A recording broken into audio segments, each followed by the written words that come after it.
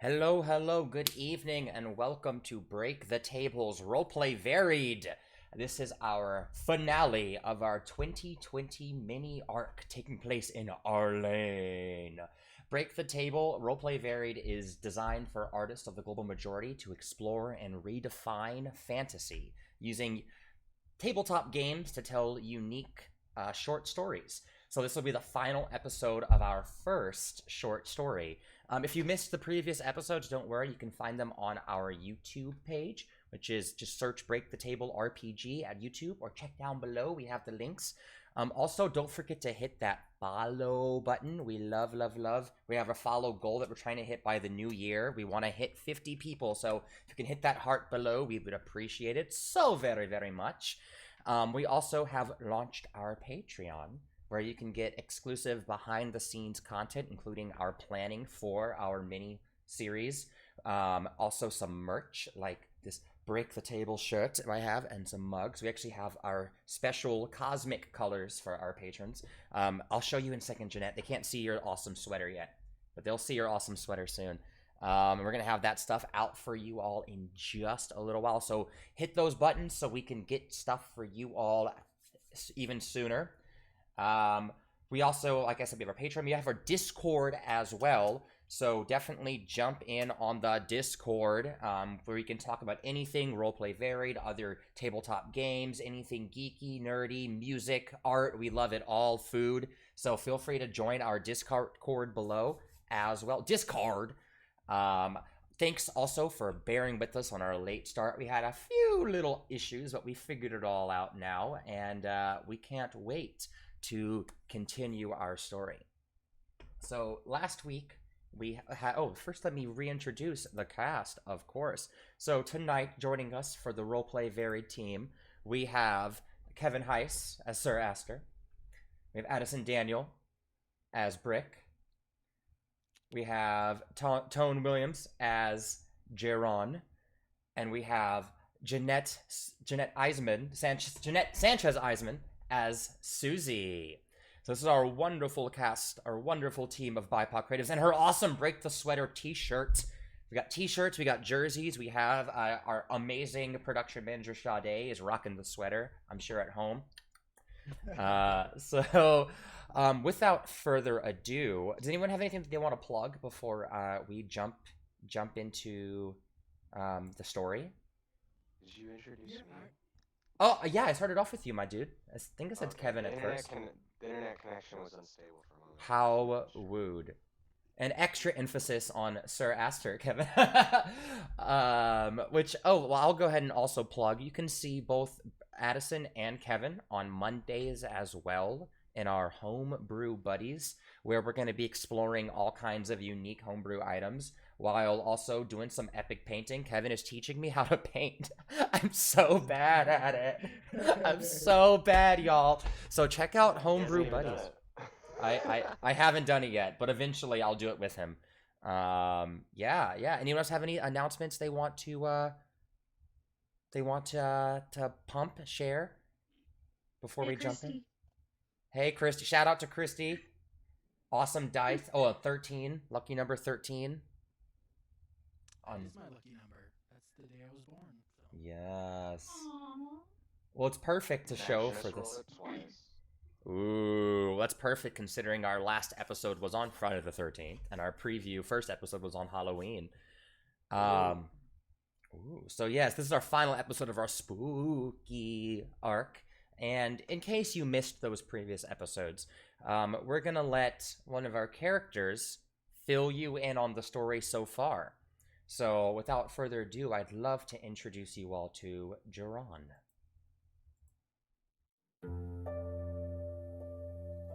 This entire night has been absolute fiasco.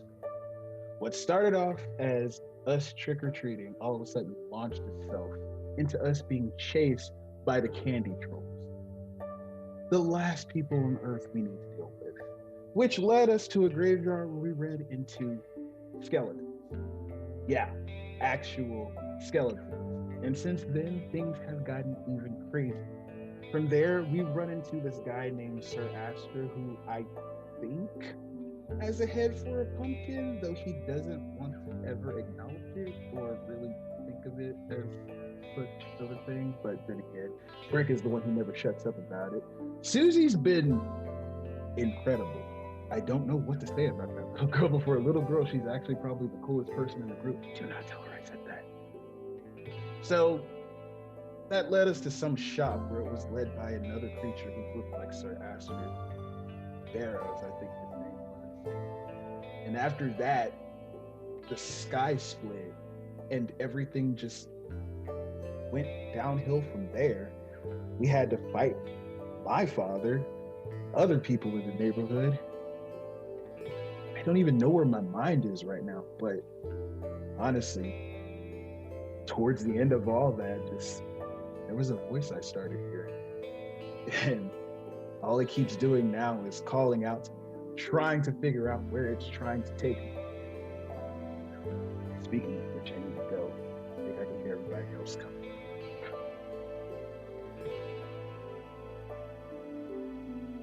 Perfect.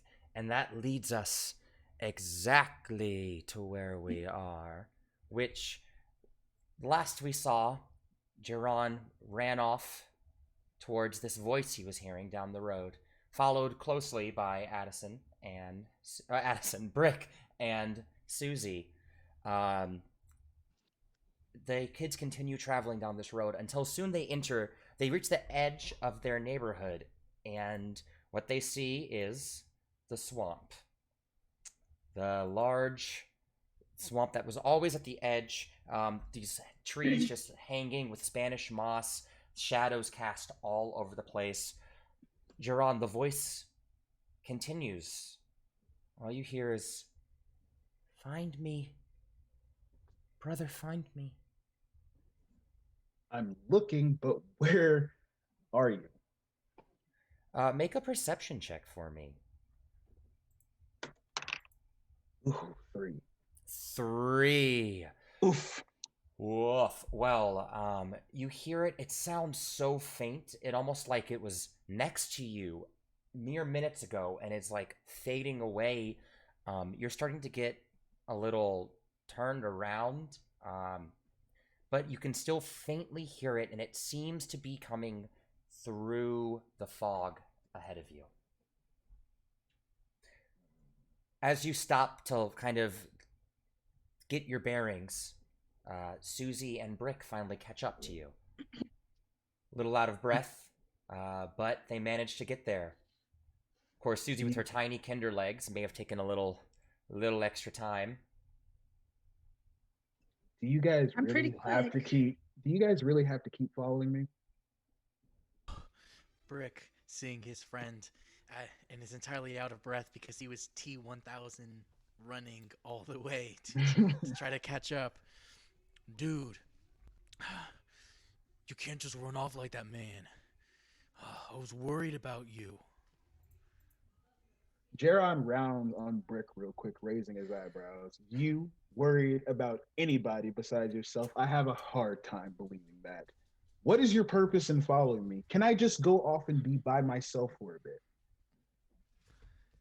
He looks sternly at Jaron, and he says, I know that I can be selfish, and I know my flaws, but let me tell you, one thing's certain, I'll never leave my friends hanging. And he goes in and he hugs Jaron. He gives him a big hug. Yeah. Plus, we could have had a ride from my dad. Well, quite honestly, to tell you guys the truth, I've been hearing something. And was it what? Was it like this? Well, not necessarily, but I appreciate your enthusiasm, Suzie. I think it's been Jeremy this whole night. Brick is fully shocked by the name Jeremy and has to take a step back and realize something is happening inside of him.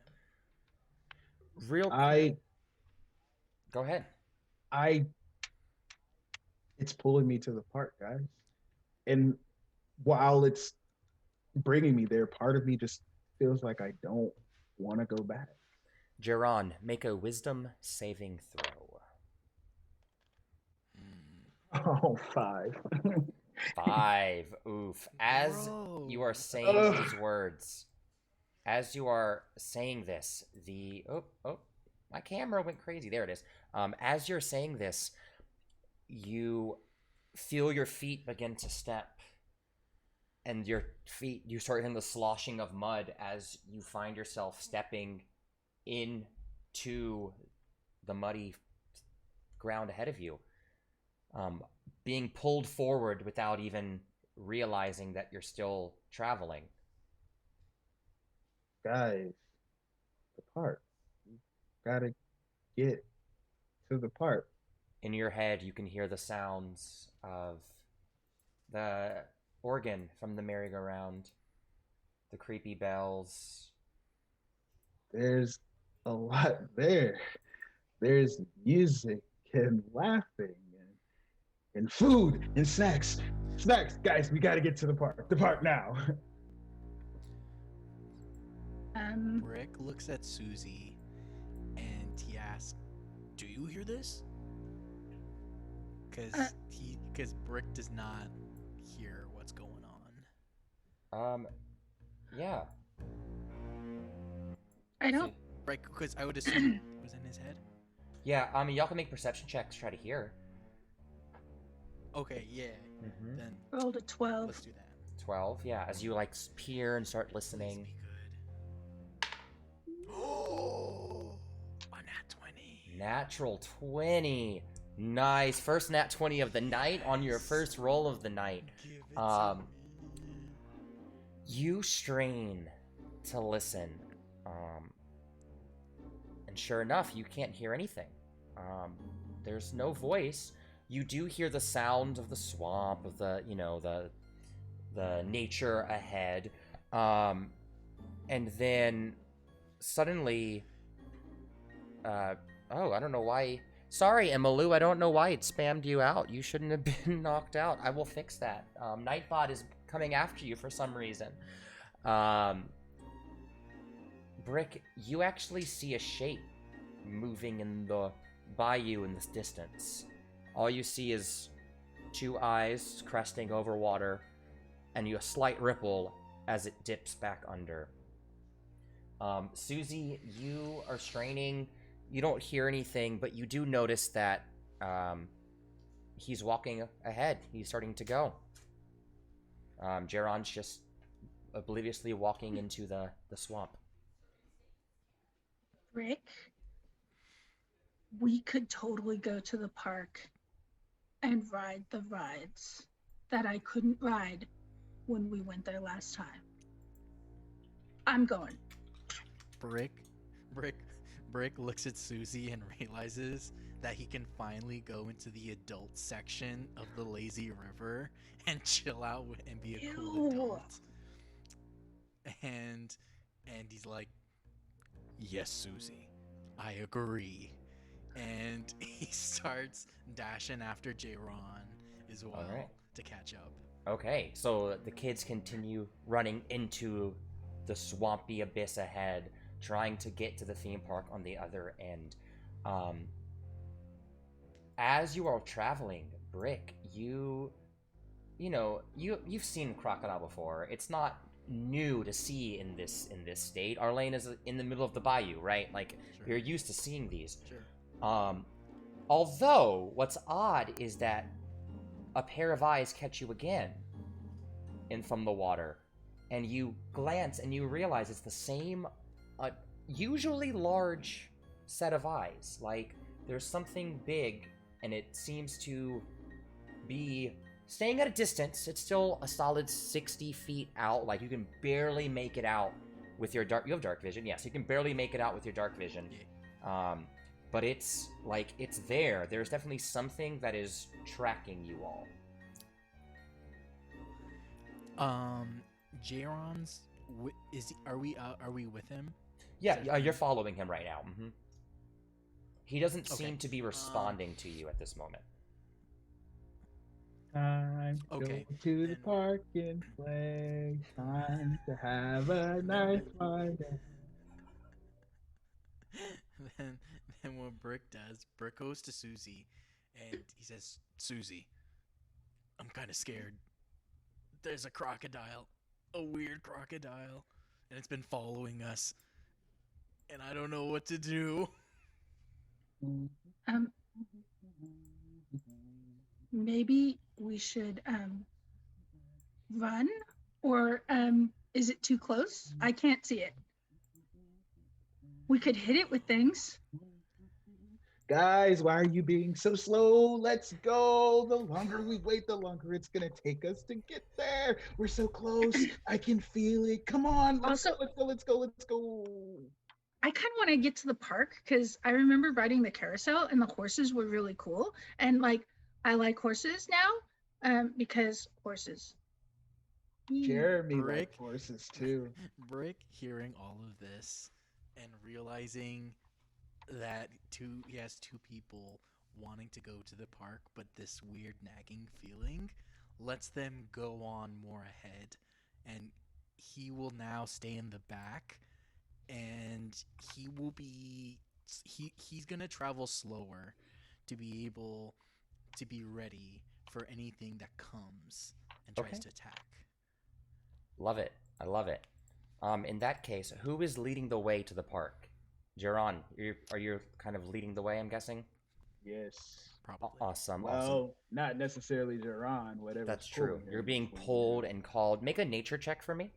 Nature check. 6. 6. Okay. I haven't rolled a double digit yet. That's okay. You're getting him out of the way now, right? I think in this case, that's a pretty slow trek, as you're not even yourself at this moment. You're just kind of being pulled through a daze. Your mind is reeling through the memories. What memories of your brother are flying through your mind as you make your way to the park? As Jaron continues moving forward, the images of him and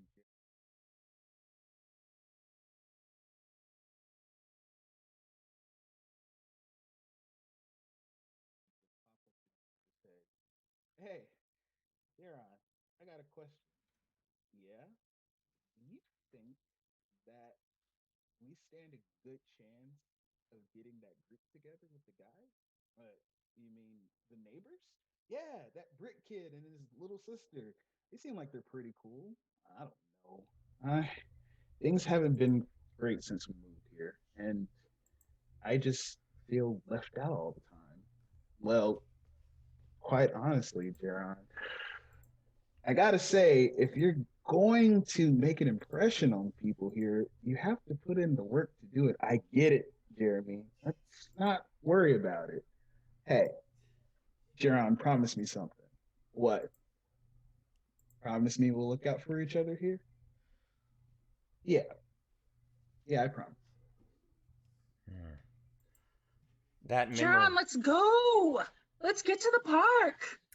And even Susie's voice can't shake you out of those memories as they play over and over on repeat as you continue sloshing your way forward. I think there are a few times where Suzie even gets ahead and it's like, it's this way, as you just kind of turn around one tree and lull your way forward.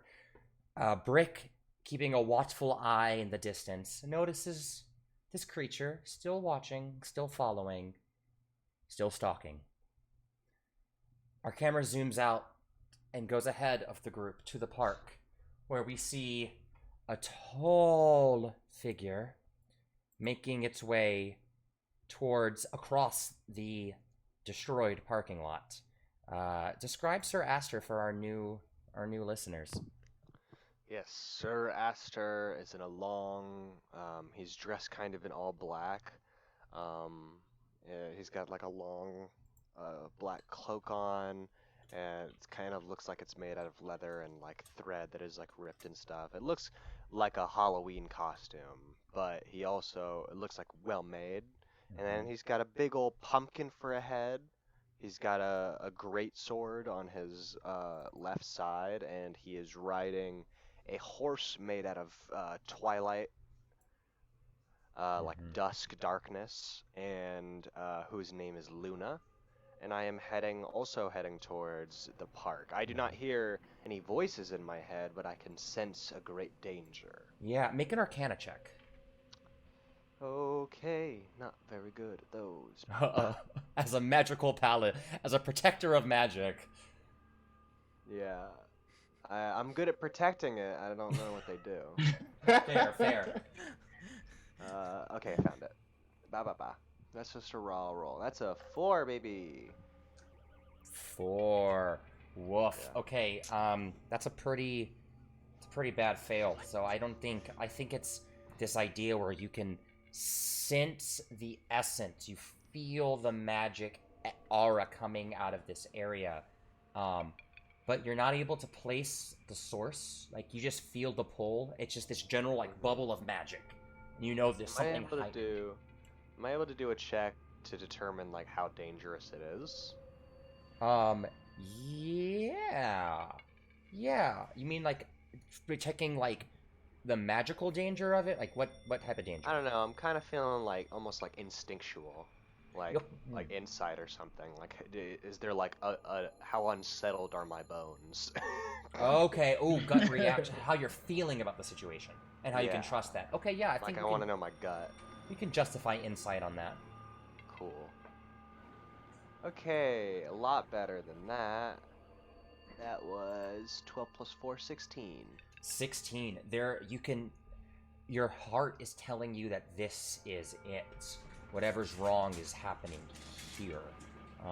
And you feel your spooky pumpkin bones feel. Thank you, Emma Lou. That's perfect. Your spooky pumpkin bones feel the dread of this area and feel the pull. Something bad is happening in Arlean. Okay, well, I continue heading towards the park, the amusement park. All right. You cross this asphalt wasteland, as it appears. No car anywhere in sight. Well, actually, as you get closer, you do see a small gathering of mechanical horses, as I'm sure Sir Aster would kind of. I don't know how does Sir Aster see this technology and this I kind of feel like, because we've talked about the Veil, as I feel like maybe it was a little bit more of a two-way street. It's like not necessarily that I couldn't see it, but they were like blurred and obscured, kind of like the same kind of like there's no reason to it would go over my head, but I see like it, and then I also see that there's like metal coming out of these horses, and I look at my horse that's made out of pure darkness, and I just think, I guess they understand some things, the humans. I love that.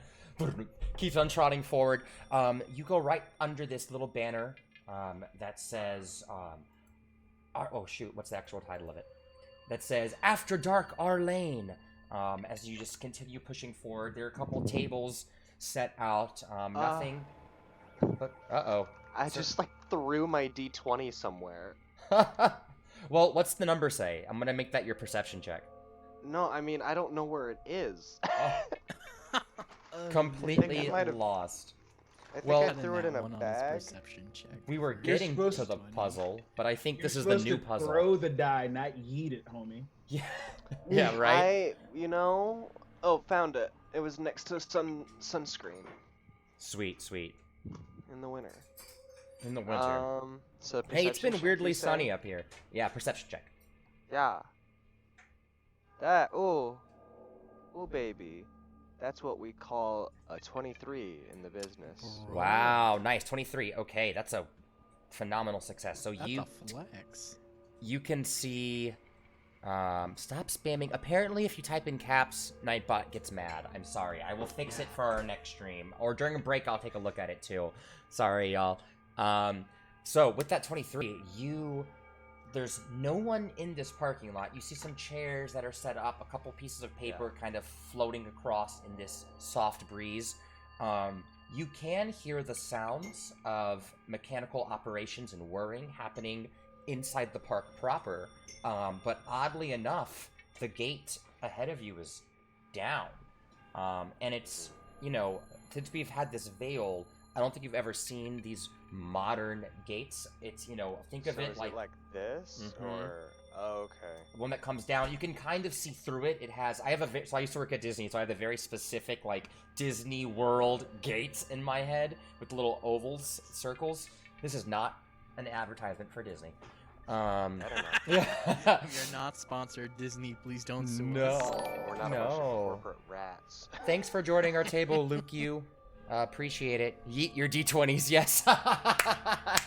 That's gonna be our new one of our things. My partner's giving me a dirty look because he doesn't like that phrase.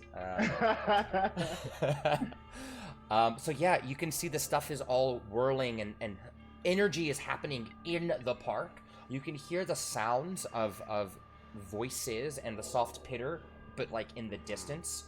Out of the corner of your eye, you see something reptilian make a bolt towards some foreign... I mean, you don't know what these attractions really are, so I don't want to describe. You see it make a bolt towards a tented area that seems to have a lot of mini automated horses. I stay far away from the steel horses. All right, staying far away from. I know not of their secrets. Love it, love it. All right, yeah. What do you want to do? I have this idea. So, I have a horse. I also am the Oath of Glory Paladin, which, when I had channeled divinity, I can give myself advantage on athletics checks. Okay. I have a really good athletics. I want to try riding my horse and, at the very last moment, jump and try and get over the gate. Bro, that's a flex. Okay, so then my yes, and I'm gonna make you do an athletics check for the takeoff and an acrobatics for the landing.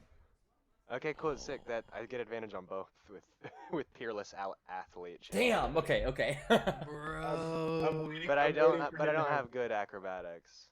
I'm waiting for him to have a kick butt takeoff and to land with a smash. So I ready Saloon. I'm like, Celine, like, make sure to just like chill out after I jump. And I ready and I go. Okay, you take off, galloping at full speed towards this gate. Oh, that is a 19 on the the athletics check. With your modifier?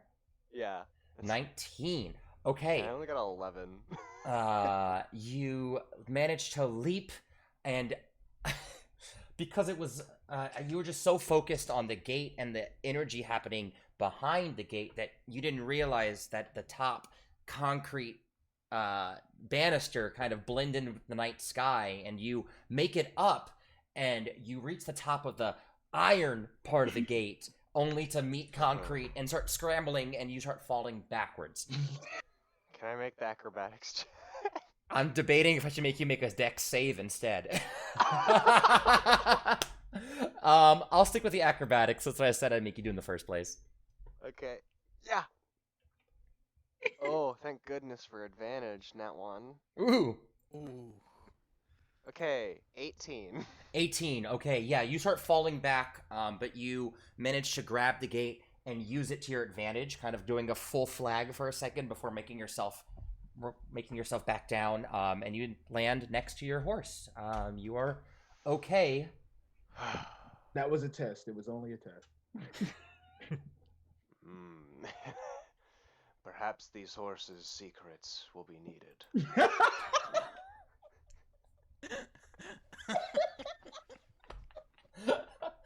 It takes a moment to ponder horses. And I think just about now is when the kids start making their way out of the swamp. But it's, it's been a while since you all have been to this park, and you all knew that it was close to your house. What we forget when we live near theme parks is sometimes, especially as kids, is that do mini mechanical horses have mini? Yes, they do. I love Emma so much. Yes, Secrets. absolutely. What you forgot is that there is a major interstate separating this swamp and the parking lot of the park. So you all managed to make it out, and you are at the intersection of this interstate. There's a three-way in each direction right in front of you. It is later in the evening, so it's not frantically busy. There is a little inlet in between with a light.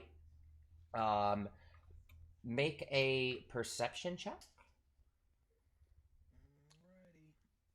Jaron with disadvantage.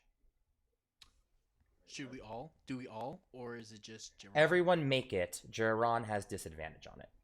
Okay. Wait, I forgot. See, What does that buddy. mean again? Yeah, you good, you good. You're a little out of it right now. Oh, yeah, that's right. Disadvantage. I'm gonna roll. I'm homebrewing a condition for you. I mean, 15. even if, oh god, how can you get disadvantage with this? Nat 1. Okay. Okay, and Suzie? I rolled a 4, so I think it's a 6. Okay, wow, yeah, there's... Why am I the responsible one this There time? aren't a lot... Really, I know, right? Brick is, like, very acutely aware this time around. There aren't a lot of cars. You are noticing that it's late enough in the night that you probably could book it and make it across. Brick, you happen to notice down to the left of you, there is a little sewage cutaway. You can't really tell if it goes all the way through, but it's definitely big enough for you to fit through. Brick goes back to everyone and says, "Alright guys, this might be a bit gross, but do we want to go through the sewer, or do we want to cross the road and get hit?" You had me at gross. Let's go. Brick immediately Jaron regrets just the decision. Jaron just stands there, his eyes completely blank, not showing any type of expression whatsoever, as he seems to stare off into nothingness, muttering and mumbling. Jaron, make Okay. another wisdom save. 18. 18, okay. You aren't paying attention. You just hear this voice, and in your head now is the first time that you family went to this park. As your foot begins to step towards the road, a car zooms by, and it shakes you out of that moment just in time to catch the tail end of their conversation. Good gosh, whoa, wait a minute. Why are we here? Jaron, we were going to the park like you said. We are not going to that park. Brick immediately looks at Suzie in shock, and he's like, "You said we were going to the park, right? I'm not crazy." No. I know we're going to the park, and look, it's all lit up waiting for us. But okay, you can't tell Mom, but I've been watching Buffy, and so I know all about sewers, and I think we should draw our weapons in case anything like a vampire pops out, because, you know, there were already skeletons, so let's go. Guys, I don't want to do this. I can't do this. I don't want to be here. We have got to go back. This bad idea. Even if I did say this, we don't need to be here. We've come this far. Brick immediately There's flashy just things over grabs- there.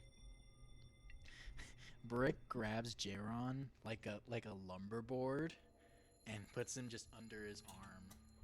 Oh, So can come I roll on. like Yeah, An let's do a athletics check for grapple. that? Yeah, do an athletics. And then, Jaron, are you going to resist or no?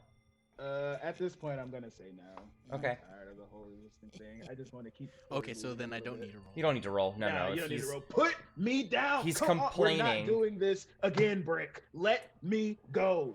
For those who are new, Brick is, even though they are all in the same age and were human as far as they were aware, Brick is now a Minotaur, and Jaron is an elf. Half-elf? Full elf. Half-elf. Half-elf. And Suzie is a Kinder. So these Churins are all of odd sizes and proportions. As the Minotaur throws his half-elven friend over his shoulder and starts heading towards the sewers.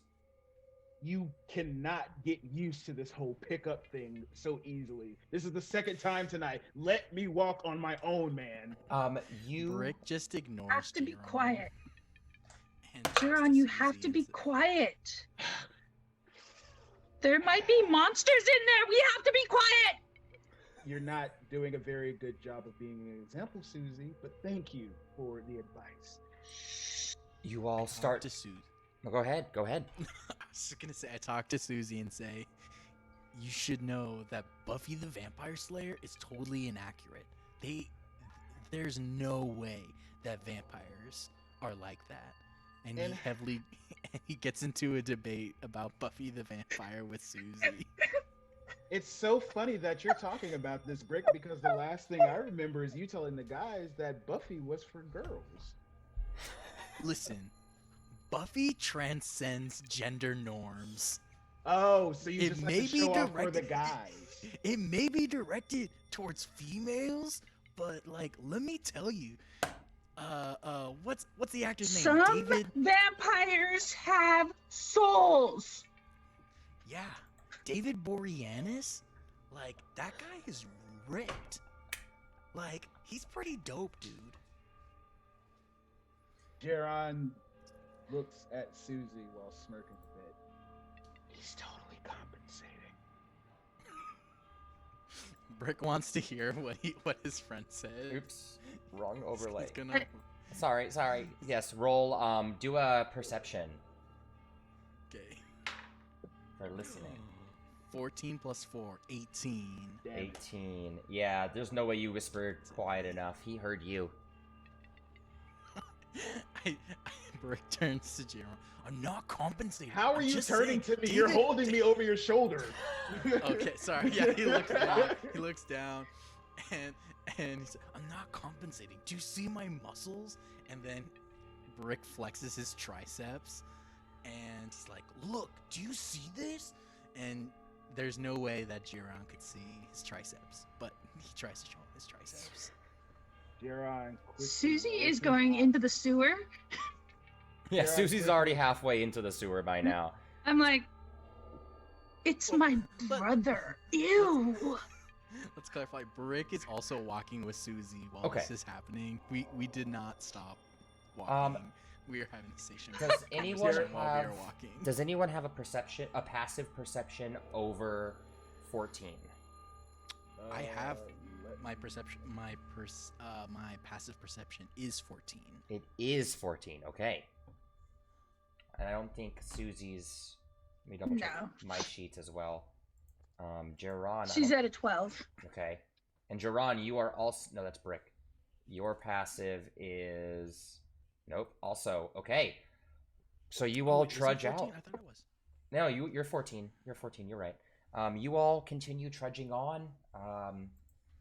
Brick, you turn back around to check on those eyes, and you don't see him anymore. No. As you all make your way in the sewer, it's gross. You're all traveling at a slower pace. It's, as sewers go, it's no fun. But you can slightly make out the lights from what you think is the parking lot up ahead. Well, I can definitely consider myself lucky. This place reeks, but at least I don't have to walk on the ground through it. That being said, I would appreciate it if I could possibly use my...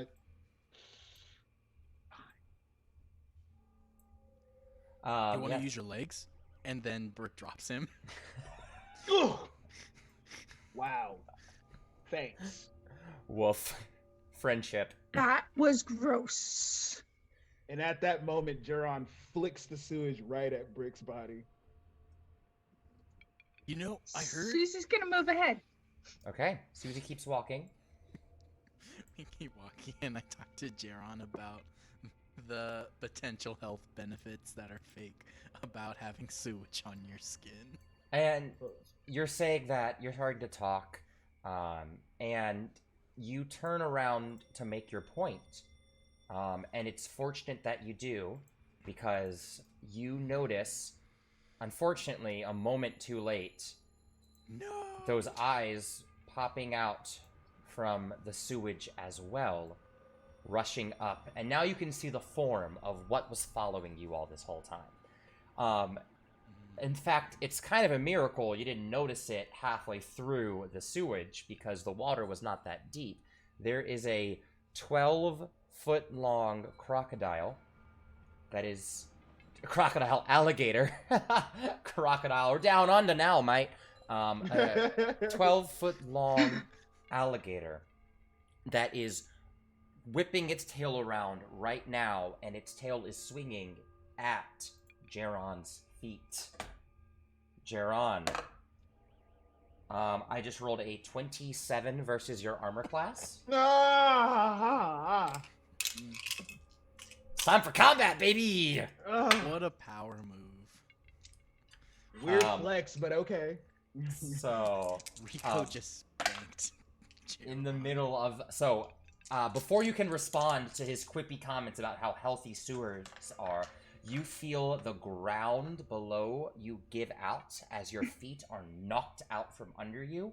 You're gonna take 14 points of damage, and I need you to make a strength saving throw. 6. 6. You are now prone as a giant crocodile is right in front of you. It's gonna snap its jaws at you to get a bite of you, and that is going to miss. So you manage to scoot back as the claws, as the giant mouth snaps right in front of you. Good. You were saying about those health benefits. Let's go ahead and roll. Well, no, I have your initiative, so I'm gonna go ahead and put you all in your initiative order. Let me pull that up. Initiative first round. I'm gonna do this roll for Aster on this one. So our initiative order for this one is going to be... What did Crocky roll? He rolled... garbage.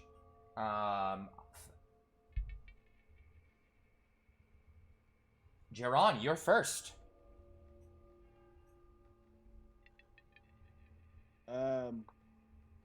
After jumping up and glaring at Brick, he repeats one more time, again, about those health benefits. Now do you think that we should slow down and consider knocking this park plan off?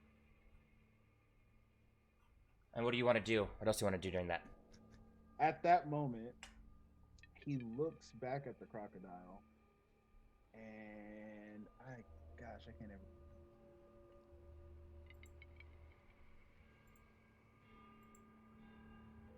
Surprise combat, but you gotta know your spells. I know, right? And just so you all know, I'm updating the turn order on Roll20 right now, so you'll see what it is. I had to manually write it out. Thank you. Besides, this freaking thing is absolutely ugly anyways. I'm gonna activate the fish mockery, and I'm gonna... Wait, I forgot. I don't forgot. That's the D.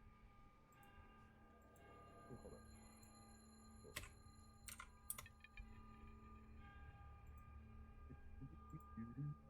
What you doing, Jaron?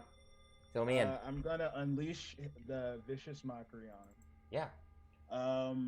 If the target does not understand you, must succeed a wisdom saving throw or take 1d. I need you to make a wisdom saving throw. Yes. And I'm trying to beat a what? Well, I rolled a 2, so don't even bother telling me what I have to beat. Well, all right then. So then you take 1d4 psychic damage. 1d4.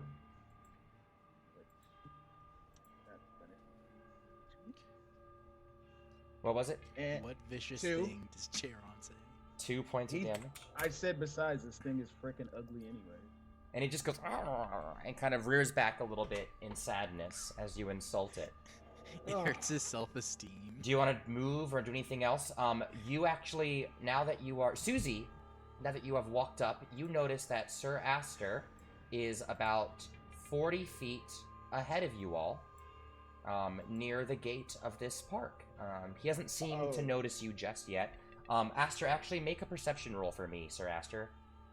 Or How soon is this after my? I think you've attempted to do this climb up. It did not work. And now you've probably taken some time to think and ponder. So let's say about 5-10 minutes max. Alright, cool. Alright, perception check. 7. 7. Yeah, you're still staring at this gate, just trying to figure out what to do. I kick it every now and again. Yeah. I'm like, Celine, what do you think? No. I know. It doesn't make any sense. And Celine will occasionally hit it with her hoof as well to try to, like, help you out. What does Celine think about the mini horses that you've seen? Like, does she notice? That's a great question. I want Kevin to take that. Oh, he disappeared. What was the question? Oh man, Rico, I just noticed something. What's up? I mean, we don't have to go back and renege on it because of what happened, but I was actually supposed to roll 2d4 there. Oh, roll one more. Kurt. Hey, it's a 1. All Okay. right. Yeah, that's no worries. Oh, so much health. Okay, yeah, so Suzie, you've noticed Aster's a bit ways away. Jaron, it's still technically your turn. Do you want to move away from this monster, or... Oh yeah. Huh. I can't believe that worked, Jaron said as he slowly began to back away from the creature. All right, Brick. I'll just be over here. All right, it's going to try to nibble at you as you try to run away. That is a oof. I'm so sorry. I'm not trying God to kill you dang this it. early. You That's are. a 24 versus your armor class. That's twice. And I'm gonna roll 3d10. I'm gonna die, you guys. You're gonna take another 16 points of damage That leaves me with only 4. as it chomps your leg as you run away from it. Oh, you're 5, yeah. And I'm gonna say you move your full action, so you are now near Suzie. Next in the order is gonna be Suzie. So Suzie, you notice Sir Aster in the distance, and before you can say anything, you hear the chomping and Jaron screaming. What do you do? As I get I'm our gonna theme grab song going. Jaron. I'm gonna yell to Brick, Sir Aster! And start running. Start running towards him. Okay. Is she dragging me? Yeah, you would technically be Yep. dragging him, so it's gonna be half movement. So you manage, and I said he was about 60 feet ahead of you. 40, said 60 feet, didn't I? 40 feet. 40 Yeah. feet, okay. So you're able to drag him about 10. Wait, you have 25 feet as a kinder, so you drag him. Yeah, I think so. I'll give you 15. So Aster is still about 25 feet out from you two. Let me pull you back a little. Boom, boom. Can I roll to see if Celine heard? Yeah, you or can. Luna. You know I love her. That's about how we It's a work. 5. Oh, nope. No awareness. Me and my horse don't hear no one. Not a She's thing. too busy checking out the miniature horses. Suzie, anything else? Do you want to dash and go your full motion? Yeah. Okay, yeah, because you can bonus and keep moving. So that means now Sir Aster is only 10 feet away from you. Sir Aster! Ah! There you go. I think I'm about to pass. them got passed out. Brick, you see your sister and your friend running, and you turn to face this giant crocodile that is now making its way towards you. It's gonna try to swipe at you with its tail. And that was a 19 versus your armor class, which is a hit, right? And you're gonna take 11 points of damage from the tail. Make a strength saving throw for me. Okay. Big boy numbers. Ooh, 14 plus 7 is 21. Okay. Yeah, so you're safe. You took the, the damage that I just said. Did I say 8? You said 11. 11. I gotta make sure I hit it instantly. You take the 11 points of damage as it now tries to bite you, even though you stumble back and its jaws tried to hit you. I Wait, rolled. what about my attack though? Rico, what about? Do I not get attacked? Does he go before me? He goes before you, my Again? dude. You're last in the order for this one. No! Yeah, you're last in the order for this one. I have power over initiative. It's missed you though. It bites at you, and it rolled a 15. So it rolled a 15, so it bites you. Sorry, I matched your armor class. Oh, I thought Kevin was imitating the alligator there for a second. He was actually. Woof. I was. That was. Don't say it. Don't say it. 24 points I'm of down. Oh damage. my gosh. What is up with this alligator? Yo, The check this fucking out. scariest Like, rock, my dude. Look, man. Look. And the it's park. going to, it's gonna try to drag you away. No. So that'll be its turn. Brick, it is your turn. I need you to make a, Sir Aster's turn. Then it's Brick's turn. I messed the order. Am I able to see all of this? Now that Suzie has got your attention, yes, you can. So how far away is Brick from me in this croc? Brick from you is about, I believe I said 50. Wrong button. I just drew a pretty line on the map. That's not what I wanted That's to cute. do. Yeah, look at that beautiful blue line. He is 60 Started. feet away from you. Dude, 60 feet. Okay. Alright, well, last spell. Guiding Bolt. Guiding Bolt. Yes. Fire it. What is my spell attack bonus? Sir Aster turns, sees the chaos. He hears the kids crying, and that guardian instinct kicks in without even thinking. His hand just reaches out, Nice, 19. and he fires off. A 19 will hit. Fires off a guiding bolt. Hell, bah. Thank you. That's what, 4d6? That's a good one. Yeah. Bah. Oh.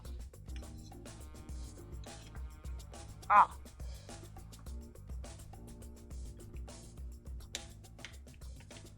That is 20 damage. 20. Whoa! 20 points of damage. I will say you hit it so hard that it releases Brick from its jaws, and it kind of rears back in pain. The next attack on it will have advantage, I believe. That's how the Guiding Bolt works? Or is it disadvantage? Yeah. It advantage. Right, 'cause it's glowing it now. gives, it gives me advantage to hit on the next. So okay, here's some kind of fuckery. Oh boy. With that peerless athlete with my channel divinity, I only get that once a day. Okay. So like, would I be able to run to Brick? I have a 30 feet of movement, but right now I'm like under like the spell of. How long does Bolstered Peerless athletics. Athlete last? It lasts for 10 minutes. I will give it to you because it's just at the end of it. I said 10, so Yeah. yeah, I'll give it to you. I kind of just want to roll an athletics check to see if I can just sprint to him and be able to like lay on hands. Hell yeah. Or get in front of him. Hell yeah. Oh, never mind the bleeding guy with no leg. Dude, I'm gone. Brick is I'm down. knocked out, dude. Haha! Like, Dirty 20. you're still going. Dirty 20, yeah, you managed to book it so fast. Celine kind of looks back and then starts galloping, and you're like going faster than your horse as you bolt all the way down to Brick. Wait, I keep saying Celine, it's Luna. My Luna. horse's name is Luna. Okay, Yeah, and I I thought it was was Luna, wondering, but I'm you've like- been saying Celine, and I was like, yes, and the I'm name is getting Celine campaigns now. Messed up. Sanuna. Him being Sanuna. conscious, he could possibly be unconscious. Remember, he got his leg bit off, so he's been bleeding out this whole time.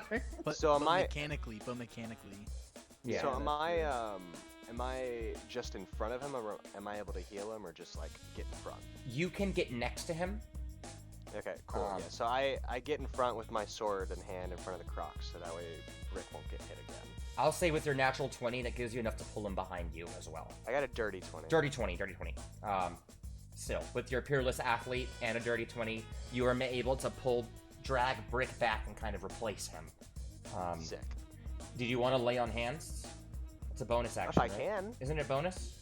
Yeah, but I kind of figured the athletics check was also a bonus action. Just depends on you. I was going to consider it as your movement because of the Peerless Athlete. Okay, sick. Yeah. Then yeah, I will lay on hands Brick for. I'll give you 10 hit points. 10. As Brick's eyes slowly start to blink open. Yeah, I also make sure to like wave my hand over the gangrene that you were forming. Yeah. As like blood and sewage begin to mix on his legs and Sewers are so healthy. hit the back of his head. Obviously, I mean, if he took so much damage from that tail whip, I think he's like slightly concussed. A lot of blood coming from the back of his head as well. Brick, it's your turn. Rick Maybe get outta immediately here, gets up and says, "Sewers actually have different bacteria that could probably help, and we need to research it. So it's a whole thing. So please believe me." What's a bacterium? Brick just looks back at Sir Aster and the alligator, and gets up. And as he gets up, he just feels this immense rage inside of his heart, and he's like, "I'm taking you out. It's my turn." Rage. He takes his yes. So he goes into his rage, and he moves over towards the alligator and pulls out his great axe, and he will slice the alligator. Yeah, roll to hit. Ooh, The boldest I'm going kid. to reckless. I'm going to reckless attack on this one. Okay. So next attack on you will have advantage. And you actually get it. You would have gotten advantage anyways because of the guided bolt. Yeah, so don't reckless attack. don't recklessly 'cause I attack, forgot yeah. about guiding bolt. Thank you for I won't. reminding Yeah. Okay. Yeah. I won't reckless attack this turn. But I got an 18 either way. Oh, heck yeah, that's gonna hit. An 18. Now, if you want to recklessly attack with your second attack, feel free. Where's my stuff? For those watching, this is my first, I've only gotten to throw one, like, toughie at them so far, so I gave them a little surprise with our first battle being an easy battle. Where's my weapons? Uh-oh, Here they struggling? Yes, just a bit with the format of D&D Beyond. Oh yeah, D&D Beyond. Soon you'll have extensions on this too where you can see our characters, so stay tuned for our next roleplay varied, so you can watch our character sheets and watch as I slowly kill our party until we're not able to complete our story. So much fun. So I think much I'm gonna just not do that though. fun. Uh-oh, my dog wants to go outside.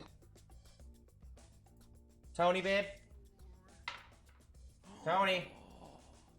That is 16 damage. What? On my first, I got a 12. Yes. Fires 4. Man, I'm Love it. rolling good today. Okay. Love it. And you know what? He's gonna reckless attack on the second attack too.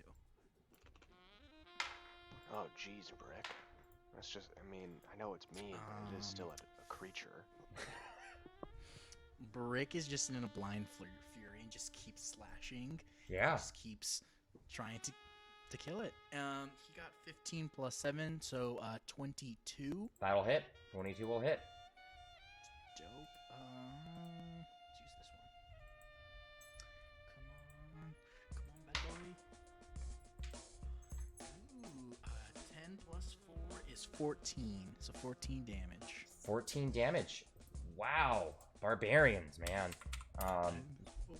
Yeah, you just start slashing at this thing, and it's just like you're chipping away. You're getting deep into its thick hide. It's starting to get pretty bloody as this thick drops just start to fall out of it. It's still like thrashing and biting, but you've definitely managed to do some serious damage. My dog wants to go out. I gotta find someone to let my dog out, yo. One sec. Jaron, you are up. What do you want to do? I don't know what I can do, man. I'm missing a leg here. Yes, you are pretty hurt, pretty bloodied. As Jaron lays there, feeling Tony! himself being dragged by Suzie, Tyler, can you come here, please? in his delirium, just, hey, Suzie, is that blood? that looks like blood. Yeah, that's blood. Suzie, what's the problem? He's in shock. Yeah, pretty much he's in shock. All right. Do you want to do an action at all, or just trying to process during this time? I think processing is probably going to be the best because realistically, I don't think. For sure. Actually, you know what? As he's talking, I'm going to go ahead and at this particular moment make a wisdom saving throw because he has been thinking during this time. So, you don't have to yet. Okay. You don't have to yet. You definitely hear it and you feel this energy like it's pulling at you. But I think the lack of blood is starting to, you're not really able to focus enough to even like feel that pull. Okay. Yeah. We'll go with that. Can you go out with her? Perfect. Yeah, you're just trying to like catch your breath and taking deep breaths. Suzie, what do you want to do? Sir Aster just bolted past you. You hear your brother raging in the distance. My brother's probably fine. Besides, there's all that good sewer bacteria. I'm gonna, because I don't really have anything on me that I could get blood on. So I'm gonna reach into my Halloween bag and see if there's anything in there that I could use to put on Jaron's leg. Yeah. The toilet paper has come full circle. As a kinder, A medicine. I'm hoping that maybe I can pull something useful out. Do you have that? Let me pull that Kinder table up. I am ready for this. It's gonna be the Hadley! toilet paper she stole from Mommy Roll a Jerry. D100 for me while I find this Kinder card. Toilet paper tourniquet. The toilet paper comes full circle in the game. Oh, where is it? You emailed it to me. I can't find it. I'll pull up the emails. For those who don't know, Kinders are from the earlier editions of the game, and they are pretty fun, pretty awesome. Think Halfling meets Hobbit, but instead of wanting to be a homebody, they can't sit still. What did you roll? I rolled an 80. An 80. All right. Let's see. And I'm glad you might have the chart because my book is not near me. I know it's here. It's just a matter of where here. 'Cause it was super. There we go. Kinder pages. Found them. Do. That's the. Here we go. Kinder chart. You said that you rolled. Oh. An 80. An 80. Okay. You actually. You managed to pull out a potion of greater healing. Whoa! Are you kidding me? How insane! What a flex! Potion of greater healing. So, if you want Just to get something that, I picked up. 44, right? 44, yeah. 44 plus 4. Damn. Pocket grab table. You managed to roll the magic items on the list. Congratulations. Pour out the liquid and just use the bottle as like. Improvised weapon. Use this to stand on. Here, Jaron. So Yeah. my 4D were 11, and then what was it? Plus 4. Plus 4, so 15 points. Great. Jaron, you're starting to feel a lot better as you heal for 15 hit points, just starting to get some life back into you. And then she takes the empty container, is like, trying to get a little drip. You know, a drip drops on your tongue and it tastes delicious. But then it has that nasty medicine cherry aftertaste. I don't know if Suzie loves that or hates that, but it has that. You know how Dimetapp sometimes tastes like super sweet and then gets disgusting? Yeah. Yep. That's what's going on in Susie's mouth right now. Suzie? Yes.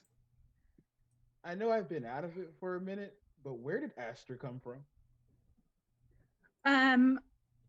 Well, he came from a land of magic where there were other creatures like him that were all black and had Suzie, gourd heads.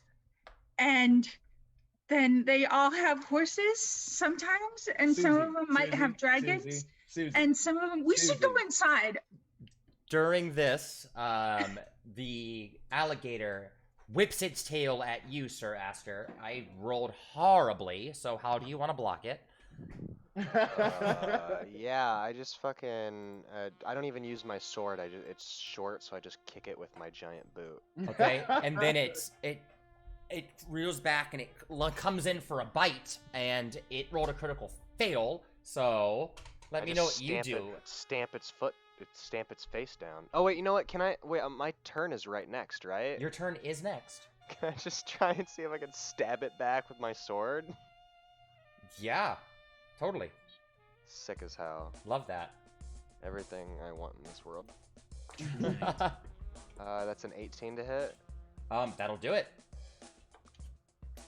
And so close to a crit. That's a nat 19. Nat 19. That also hits. Okay, so that is woof. Come on, roll this. Basically the same as a guiding bolt, honestly. Yeah, 4d6, but then your modifier on top of it. Yeah. So that's 15 on the first attack. Wow. Yeah, I rolled 2 5s. I have my +5 to strength. And then my last one. That is 11. 11. Yeah, it comes lunging, and your greatsword swings forward, and it cuts inside of the jaw, knocking off a solid foot of its snout, just clean off.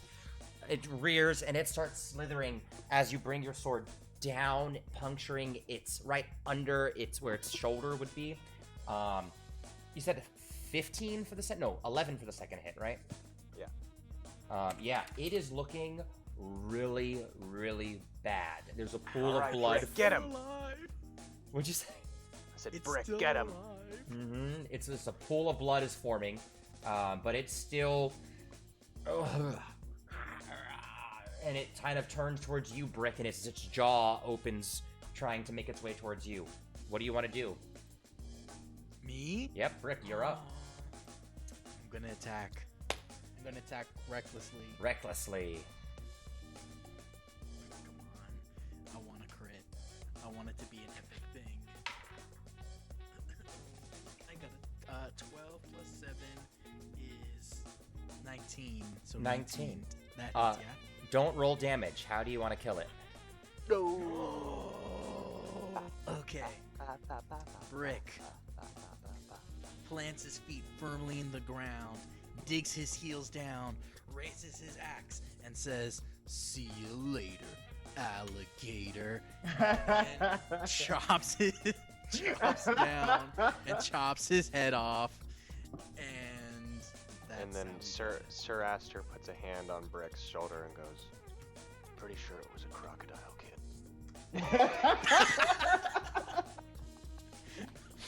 Then he changes it and says, "Well then, after a while, crocodile." And there he you takes another chop. And now there are that was unnecessary. It's just 3 pieces of croc. 3 4-foot pieces of crocodile in the middle of this parking lot. Which, you know, would be surprising, but you're in the middle of Luan and Arlean. Like, you're gonna see them all the time, right? This is just a big one. Clearly magically induced. But yes, you all managed to destroy the crocodile. Oh, that's right, I made a victory! Victory!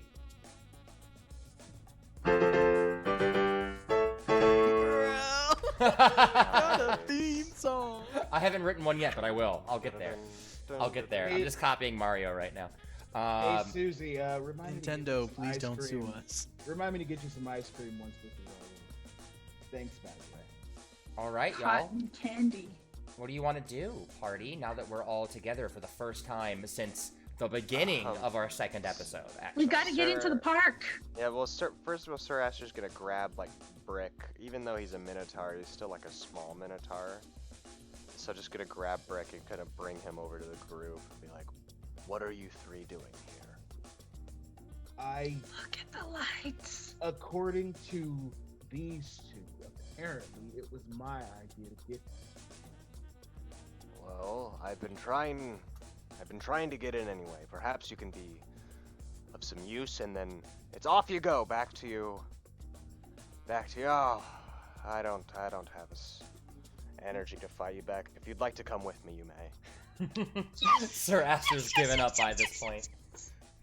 It's a good thing he let that one go, because I was about to say Jaron's about to be like, we already took down my father. I don't have time to deal with another one.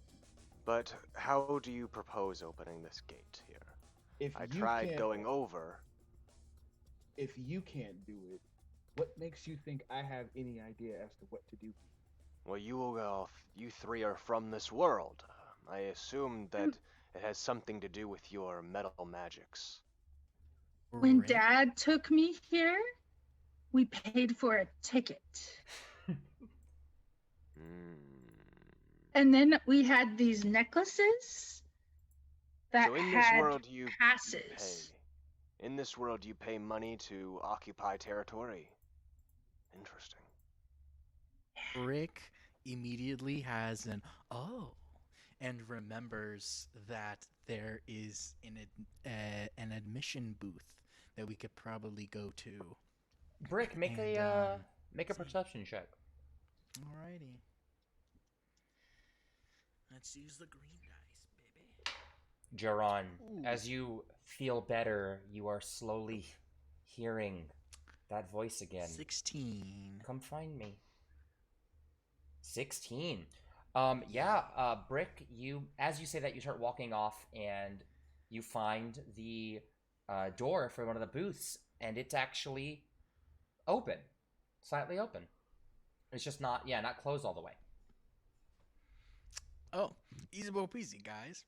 It's unlocked, and he immediately goes in.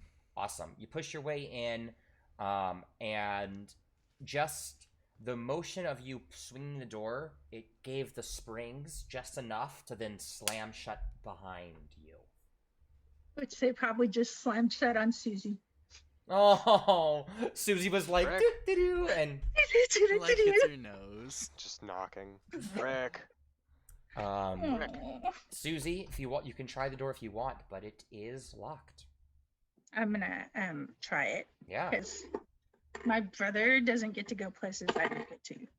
And I rolled a 17.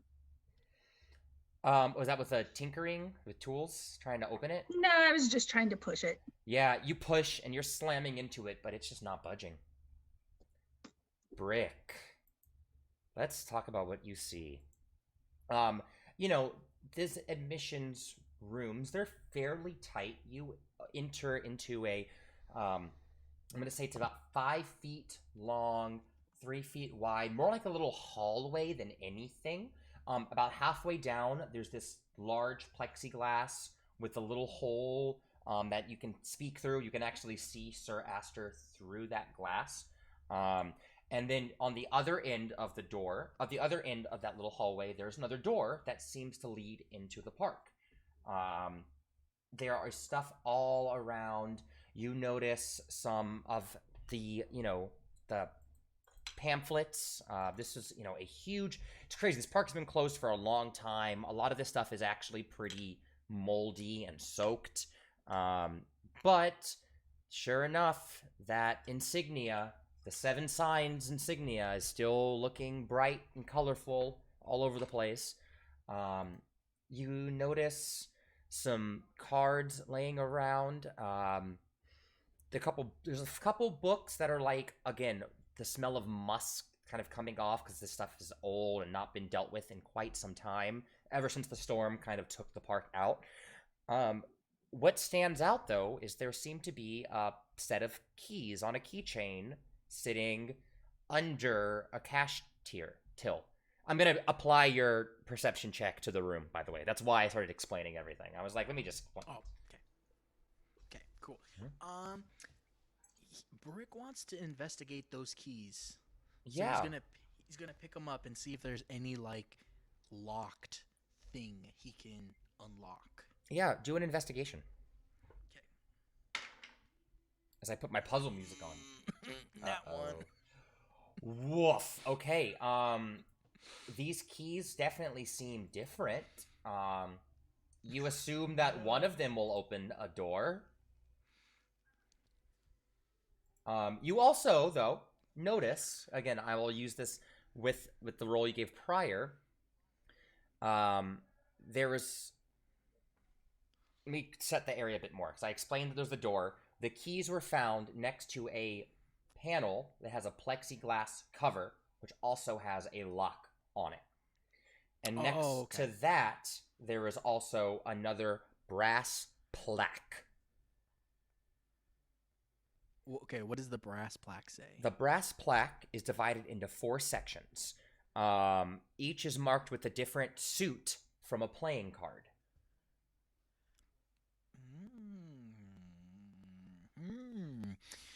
Okay, well, first things first, Brick is gonna unlock the plexiglass thing. Okay, which key? You're flipping through the keys. They all have different bases. One looks like a star, one looks like a heart, one looks like a club, one a diamond, and one a spade. He thinks very intently, and he goes, the best way to make a decision is with your heart. And he chooses the heart key. That's a very Nat 1 logic for... I applaud that. But, okay, sidebar, that's actually my logic. Oh, I love it. I love it. I mean, you're flawless in every way. You put it in there and you try to turn. No effect. No effect at all. Okay. Can I try all the keys? Yeah. You. Which one do you want to try next? Okay. How many keys are there again? There are 5 keys: a diamond, a heart, a star, a spade, a club, and then in the room there's also the other door that's down a little ways, and then there is this plexiglass container with the lock in front of it. And then also a brass plaque that has the playing card suits on it. Actually, yeah, he's gonna just try the other keys. So let's try stars. Okay. Golden stars are good things. So he uses the star key. The star key. You pop it in and you hear an unlock as the plexiglass container pops open for you. Dope. What is in it? Right there, you see a little knob that is labeled gate and a button that says alarm.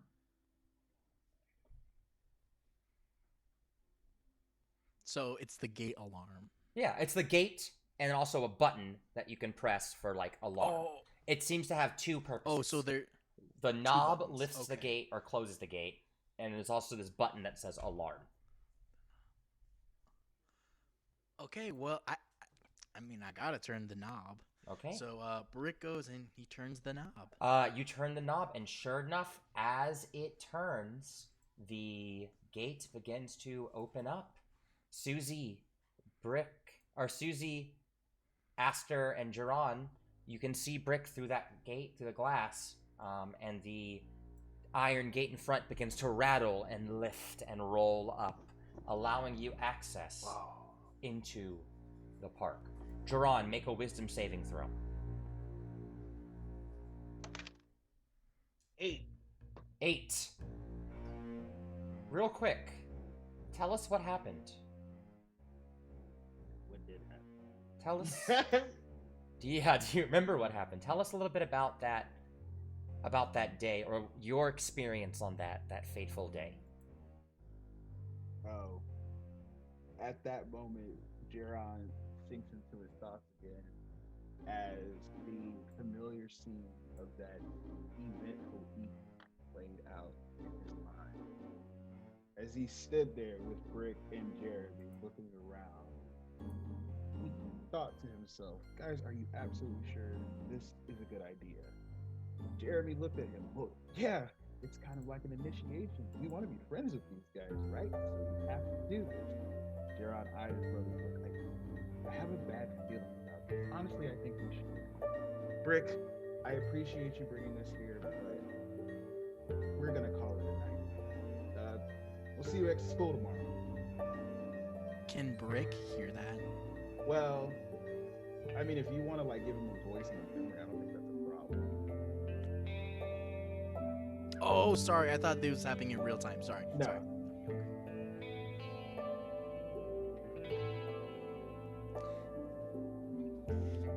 Yeah, Brick will. He goes to Jaron and says, "Dude, come on, man. We got it. It's fun. It'll be okay, dude." And you give me your word that we're gonna be safe, man. Of course. I would never let anything happen to a friend. And then he gives him the predator shake. All right, Jeremy, let's go do this. The boys go. The late night, the fog, the humid air, and the sound of a scream puncturing the evening after power unexpectedly came on. Back in the present, Jaron, you feel the pull. The next time that you are able to really focus, you're standing right where you were when your brother's body was removed from the fun home. In your head, you see the gurney roll by and the entry of the fun home right in front of you. We're going to jump back because Suzie and Aster, you just saw, before you could even respond or retaliate, as the gate was opening, Jaron ducked under and just booked it. Hey, what do you think he saw something interesting? Don't you see all the lights moving and the music playing? We should totally go in. Well, no, we should wait for your brother. My brother can keep up. Rick, you can kind of hear this, by the way, through the glass. I will wait for Brick if you would like to go on ahead, Suzie. You're so much better than my dad. I mean, it's because I'm not your father. She's halfway to the carousel now. Suzie just books it. All right. So yeah, Brick, from your vantage point of the glass, you see Jaron dip under. You see Jaron's dick apparently. Oopsies. Oh my god! It's not that kind of campaign. Logging out. And that's it for Break the Table, folks. We'll see you at court. Oh my god!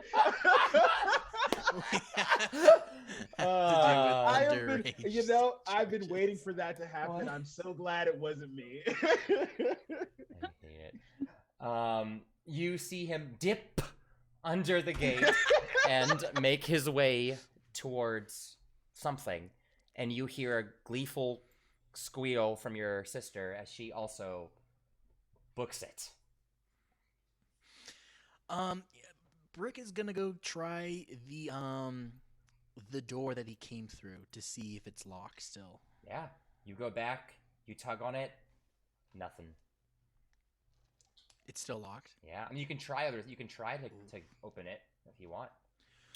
I'm gonna try the other door on the other side. Yeah, you head. See if that one's unlocked. You walk over to that door. Sorry, I'm trying to get some more music on.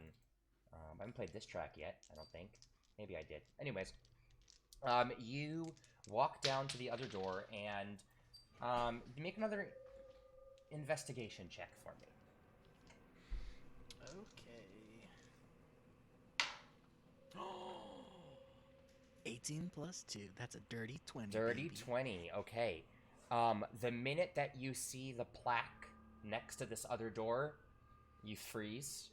You notice that it also has the symbols of the cards, the suits, club, diamond, spade, heart. And you get this sensation that they have something similar with each other. There's something to do that you have to know one to do the other. Wait, what was the order again? It's this divided into 4 corners. Think of 4 corners, yeah? And there is, Okay, let me make sure I say it properly. There is the, from left to right, diamond, spade, hearts, clubs. So not Okay. corners, left to right, divided into 4 sections. Diamond, spade, heart, club. You also notice that each of the sections has a keyhole and a small little window under it. Oh, that's important. Then he's gonna put the key. He's gonna try to unlock. He's gonna line up the key with the symbols. Okay. So like the diamond key to the diamond, and so on and so on. And you're starting with the which set? The one that was near the gate, or the one that was by the door? The door. The door. Okay. And what key do you want to use? Which one do you want to look at first? Diamond. Diamond. You So put I'm it. gonna go in order of it. So diamond, spades, clubs. Sure. You put the diamond key in, and you start turning it, and you see the numbers rotate. Ace, 2, 3, 4, 5, 6, 7, 8, 9, 10, jack, queen, king, ace. As you turn, it keeps turning, oddly enough. As you turn the other way, it goes backwards through the order once again.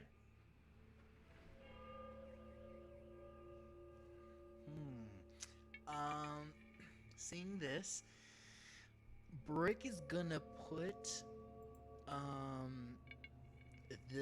he's gonna turn the key to be an ace because he's an ace. Okay. And he's gonna do that with all of the symbols. Okay, you're gonna set them all to ace.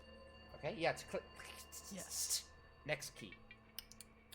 Next key. Getting them all in position so they're all on ace. What do you want to do now? Yes. I'm gonna try the door, see if it will unlock. All right. And how so? I'm using the doorknob. Okay. The doorknob by itself does nothing.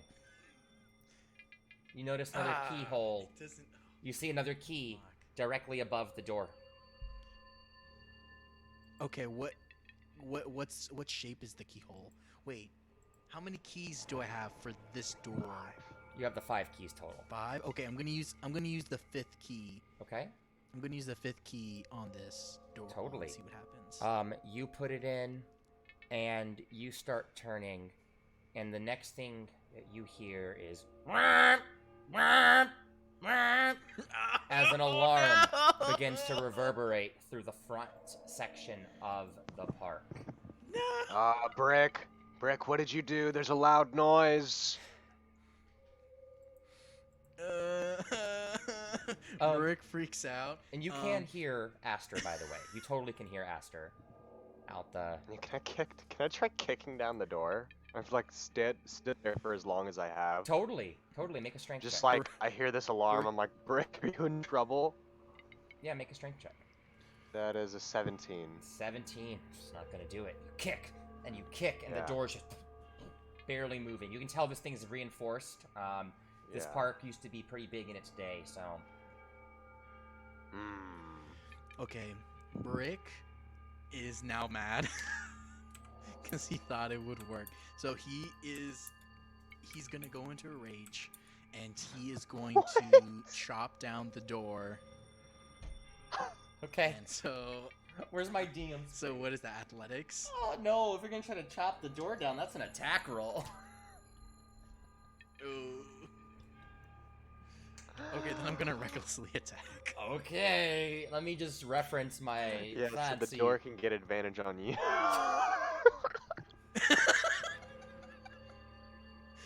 Yes. Okay, The door kills me. let me know. What'd you roll? Alright. Oh, Brick, are we hitting the door? 14 plus 7 is 21. 21. Which door are you trying to hit? The one that I just tried to unlock, that I got mad at. A 21, unfortunately, will not do it. You swing at the door, and you just hear this reverberating ding! Because it's reinforced with some serious steel. Am I hitting the other Okay, one? You're I'm gonna hitting use the my other second door, yeah. attack. Okay. Okay, I'm gonna use my second attack. and Okay. I'm going to attack recklessly again. okay. Come on. Please be good. An 8. Please. Be good. I also got a 21 on that other door. Okay. I got a nat 20, baby. A nat 20. Nat 20, baby. In unison, there is a... as both doors get knocked off their hinges. The alarms get even louder at that point in time, but you've created a hallway for yourself. And as the door goes, Dope. you hear it say, "All you have to do is look at the other plaque," and it flies away. Brick, did you see that? There was a pixie in here. Did the pixie help you? did you Yeah. ignore the It told me pixie? to chop the door down. The It told me pixie. to chop the door down. Well, pixies are wanted to notoriously die. against It had a violence in almost suicide. any situation. It seems that was a very strange pixie, Brick. But you This wouldn't one lie actually to me. wanted to die. It asked You me. would- he would never lie to you. It asked me to kill it. It asked me Brains over to commit bronze. suicide for him. Yeah, Emma Lou, what we've learned today is when in doubt, hit the door. That's what barbarians are good for. I mean, so far that's worked for Suzie. So The why armor not? class was 23, and you managed to block. Hey. Nice. Come on, Suzie has just been pile driving through everything in this campaign except for It's- today. So true. Suzie is a beast. Okay, so now you all are able to enter this park, and oddly enough, the sounds of rides are running, but there's no one on anything. You hear the occasional scattering of feet. You see the occasional shadow of humanoid shapes. But everything seems to be off and traveling in just like this scattered energy. These can't, it's all over. You keep catching, like you turn your head and it's like you thought you saw something. Brick, what is that great dragon? I'm looking at a roller coaster. As it And rolls around the loop This- right in front of you. Ah, is this our enemy, Brick? Ember goes to Sir Aster. I don't know how you knew this, but the name of this ride is the Great Dragon. And he says, "It's just a ride, man. Right. It's you ride the dragon. Do you want to ride a dragon?" Are you telling me you humans have harnessed the ability to ride dragons? Preposterous. I I must mean, see it's this a myself. metal dragon, so I mean, you're Just you're a leap off. pumpkin. I'll leave Mixes Brick away. to go to this roller coaster. Okay. Just- Yeah, Sir Aster's like, this is my mission now. What in the world? Brick will also follow Sir Aster to see, like, how does this go? Like, Okay. what happens? So the way we're gonna do this section, I'm gonna a little insight for our audience. I'm going to tell you what to roll. I'm gonna tell you the severity of your pass or fail, and I will let you all decide what happens in terms of in the park based on that pass or fail. Okay?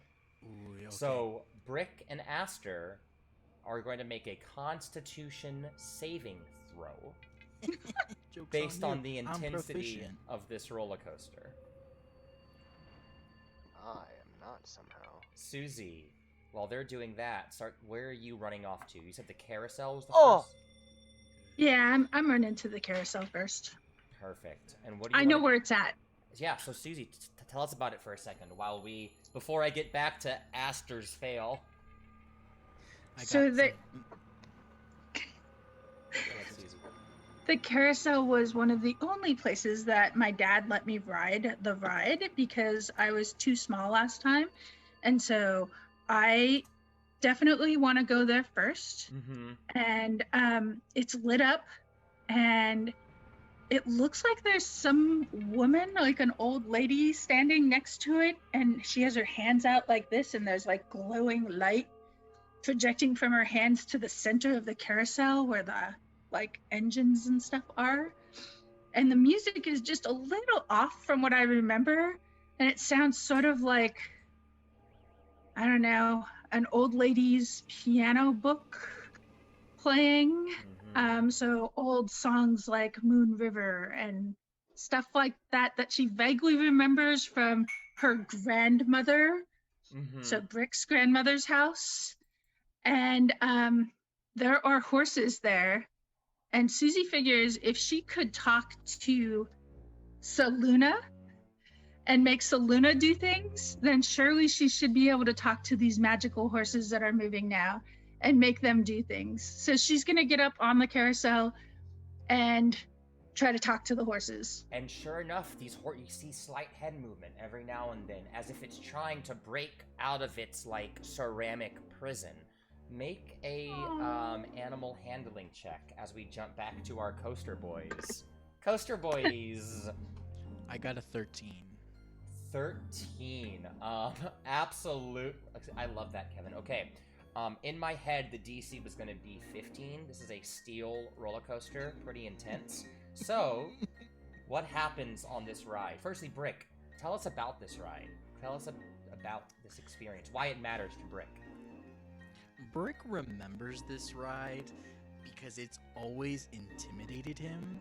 It is, as Sir Aster has pointed out, it is a great big dragon, and there is 2 of the roller coasters. So there is one that is like black, it has like red eyes in the front car, and the second roller coaster is like a nice green one with a really goofy smile.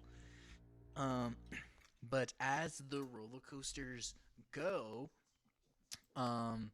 there is a person who is wearing a robe, and he is conducting, or not conducting, he's in control of the roller coaster, and he's the one who also switches the coaster. So as we go on to this roller coaster, like while we're walking up, you just hear Sir Aster just say "egads" quite a bit. Egads, egads.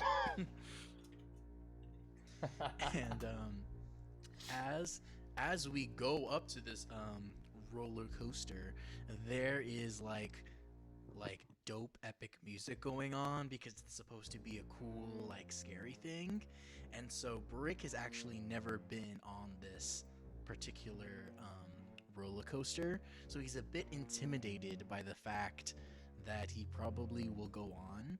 But now, because he's big, he figures, oh, it's okay because I'm a big guy, I'm a big boy now. And yeah, we're gonna go on it. All right, yeah, so you all went on it. You gave me your rolls. You both failed. Sir Aster had a hard fail. Brick, you had a moderate fail. So what happens on this ride? Can I describe how it looks to Sir Aster as we go? Absolutely. Oh my god, yes. It's just a massive jungle of metal and steel. Just like I hear weird, unfamiliar rumblings and hisses, and I see like weird lights near that person with the robe, and like all I think of them is like just some like court mage or something. It's the only way I can describe them. Love it. And we like get seated in these seats, and there is a Brick is right next to me. He's a minotaur, so we're both just like very squeezed in next to each other in this front car. And you just hear the enjoy the ride. Because Brick gets scared. So as Sir Aster and Brick are on this ride, he turns to Sir Aster and he says, "Dude, can I hold your hand?" And he looks down and is super embarrassed. I'm kind of yes. But also, you have not explained at all what this is. Brick immediately grabs Sir Aster's hand and like puts it in a death grip Ah! and explains, This is a good surprise for you, buddy. And he doesn't explain what it is. Well, I guess it perfect. couldn't be worse than.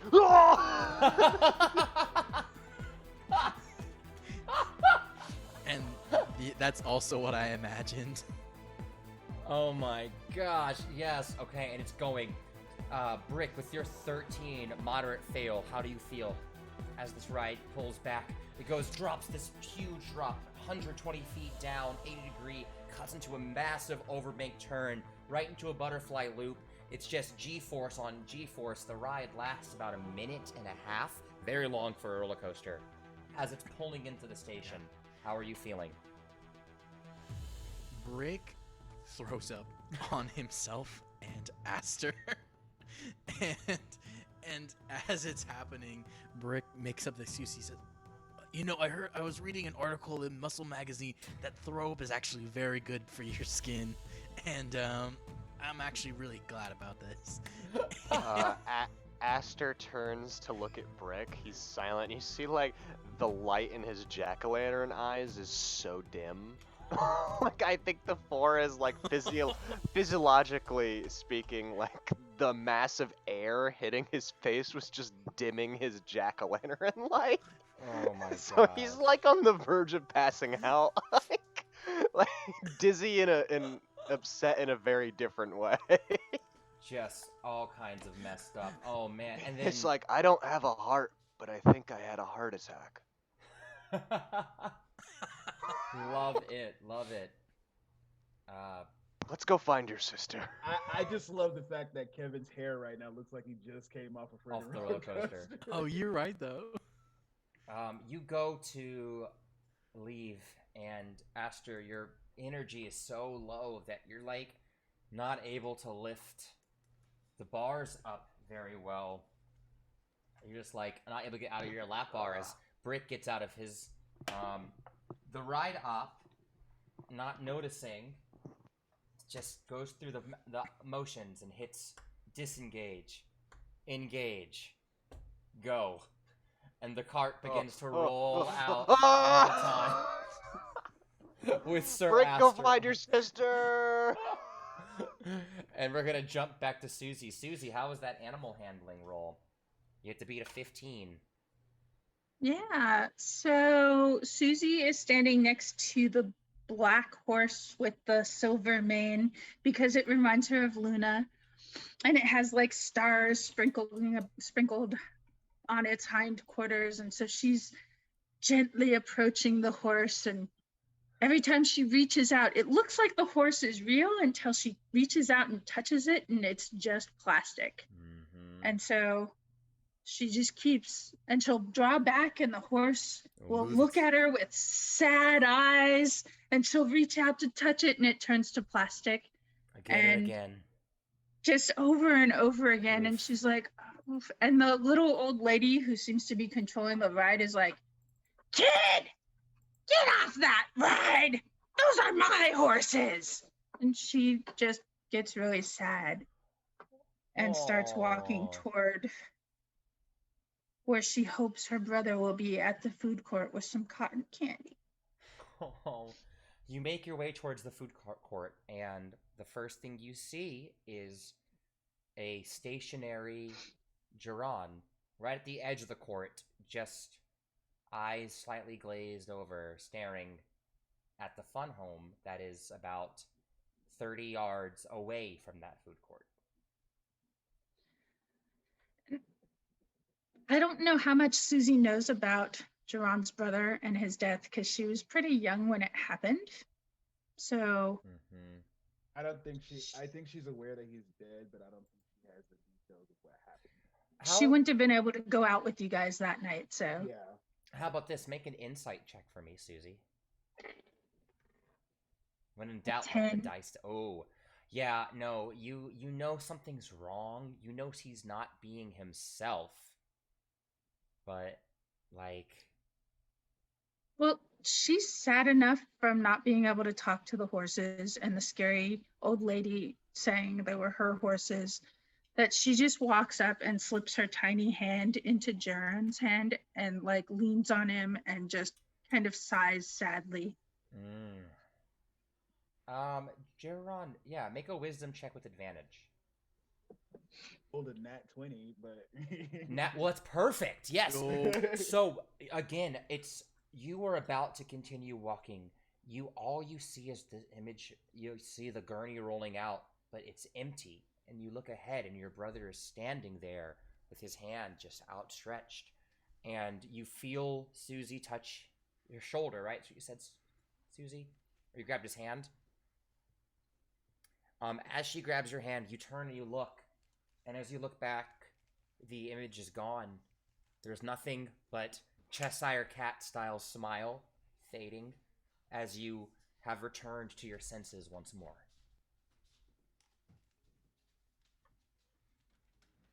Oh no. Brick, jumping back to you. Are you waiting for Sir Aster to get off this ride, or are you gonna leave him? Brick is just waiting for Sir Aster. He's just enjoying watching him go, and by this time, since the ride is only just like a minute long and he hasn't been able to get off, Sir Aster's been on there for like 3 times. It's poor Sir Aster. I don't think I'm gonna make you roll another Constitution check. We're just gonna say that you are fucked up. Is it bad that I'm just imagining pumpkin guts and seeds just flying all over the Yeah, place? I know. All you see is just like this pumpkin-y mess across the front of Aster's armor. Oh man, what do I you? go to Sir Aster and I said, "Man, I guess you did not seed that coming." And I pick up a pumpkin seed. Yeah, those are Yum. those are my guts. We should leave. Right as he says that, Brick was about to eat it. and he puts it up to his nose and sniffs it and puts it down again. But then he puts it and he sneakily eats it still. Oh my god! Make a. No, I'm not gonna be cruel and make you penalize you for that. That's just nasty, though. It actually tastes nasty. quite nice. It's the action of him upchucking roasted it slightly. And So that being said, Brick develops a slight affection for these thrown up seeds and collects a handful while Sir Aster is walking out away. This is the foulest thing we've ever said. It's good for the skin. This is So foul. good for Thanksgiving is coming up, and we might need a pie. Careful, we got- Aster. Careful. we got barrows for that though. Brick, are you coming? I saw a place with glass and there were strange white figures wearing shirts. I figured I could grab one. Brick immediately turns around, like really scared that he doesn't want Sir Aster to notice, and he says, "Yeah, I'm going. Let's go." And I just he rushes back imagine, to his house. just scene change, Sir Aster is wearing a, what is the name of it? Seven signs. Yeah, 7 Signs extra large t-shirt that nobody knows how he got it on over his pumpkin head, but he is wearing that shirt. He still has the cape over it, though. Of course, and the armor under, I'm guessing. Yeah. That's wonderful. Just walking in this beautiful, He's wearing some Under Armour. a lovely blue shirt, just gaudy. Oh, Under Armour. How dare you? That was a slow. All right, and you all make your way. I'm gonna say that, just for the sake of time, that you all make your way towards the food court. After that, you see, when you leave the store in the distance, you can see your sister and Jaron. I should probably say half sister-in-law for the audience, so they don't think you all are fully related, but because we keep getting brother from Suzie, so sister-in-law. And she's standing there with Jaron. Do you join? I'm guessing we're reconvening now. Yes. So you all make your way together, and you actually see some it's kind of surprising because, again, the park has been empty for all this time, but you actually see these little lunch boxes, little trays and containers, like people had brought food. And if you recall, there was that tour group sign from the parking, so you kind of assume that this may be fresh food after all. Brick, I'm hungry. Oh, here, Suzie, See? eat this. And he hands some of the pumpkin seeds to Suzie, but he doesn't tell her what it is. Actually, guys, eating might be a good idea. I feel like I haven't had anything since earlier this afternoon. You guys didn't want to eat the apple slices. We're not going to talk about the apple slices again. Brick gets a flashback of the apple Sucker. slices and has a 50-yard stare. Okay. Yes, Sir Aster sits down and also he just kind of holds a turkey leg. Doesn't eat it, but he holds it just to feel I just see included. him sitting there like, Just kind of absorb it through touch. Yeah. he's sure. holding it. He's holding Suzie? it like his However, sword. Sir Aster He physiology photosynthesizes word. it. Apparently, I roast my seeds when they come out of my body. I don't know how the fuck his body We're works gonna have to make a anymore. whole like compendium for the Nightkin now. Oh my god. Yeah, they're Susie's like still blood. holding Jaron's hand, pulls him towards like the place that says cotton candy and says, "Remember, told me you'd get me some Ah. cotton candy." My Yes, seeds you're- run hot.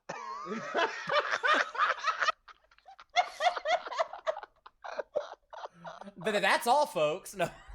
Get out. We are done. Oh my god, that was good. Oh my god. Oh. Oh. Oh my Sir gosh, Aster yells that as we take, I assume, a break. So Jaron- with, sorry, go Oh, ahead. sorry. Jaron buys a cotton candy, handing it to Susie. I gotta say, quite honestly, for a little girl, I think you're pretty cool. You should hang out with us more often. You're all right, and she skips off with the cotton candy. Yes. Jaron stands there laughing as she walks off. As Brick sees Sir Aster just staring at the turkey leg, he sees some more seeds like just sporadically throughout him, and he's gonna try to sneak some of the excess seeds off of Sir Aster. Perfect. Yeah, just okay.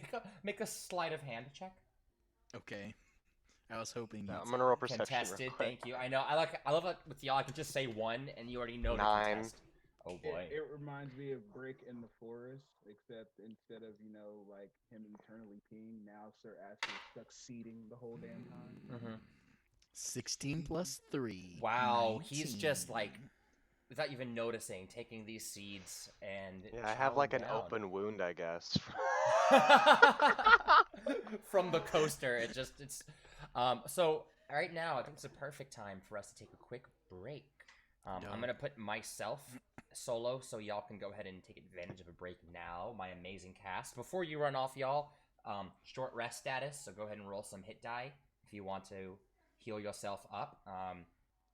And we're kind of homebrewing this short rest to give you some spells back as well. We'll talk about that. I'm not going to talk to the cast. I'll talk that with y'all cast, not on camera, just to make sure we're on the same page. So yeah, go ahead and heal Cool. during this downtime. Everyone who's watching, Damn. thank you so much for tuning in to our final episode of our Arlean arc. We're going to take a quick break to get some water, stretch our legs, and all that jazz. Let me go back to my single shot. Boom. Cast, you are free to go. Thank you all. Yeah, I hope you all are enjoying the show so far. Please, please, please hit that button below. While our characters nibble and our cast stretches, I hope you get some water and some snacks too, and make your way back. After about 2 or 3 minutes, I'm actually going to be starting a special intermission video that we have. Our very own Sade, our production manager, is an amazing choreographer and director, and she has put together a dance piece. It was at the top of this pandemic, I believe, when this filming happened. And so I can't wait to share with you her but why. So yeah, stick around during our break. If you see some epic dancing, you know what's up. And we'll be back in about 15 minutes or so. See y'all in August. So yeah, super recently filmed it. It's pretty rad, y'all. Perfect. I am going to find the right BRB screen. Here we go. BRB. Don't forget to hit that follow button, y'all. We already got a few more followers, and I love you all so much for that. We are so much closer to our goal. We just want to hit that 50. So I will see you all in just a little while. Have a great little break.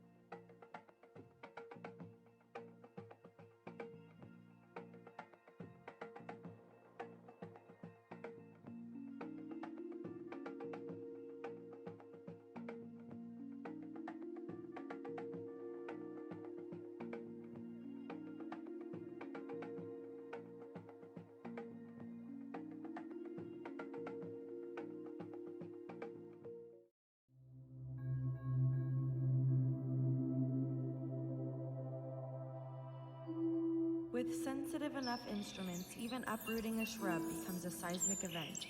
So much of living is about understanding scale. A tiny crystal dropped in a river turns the entire river red.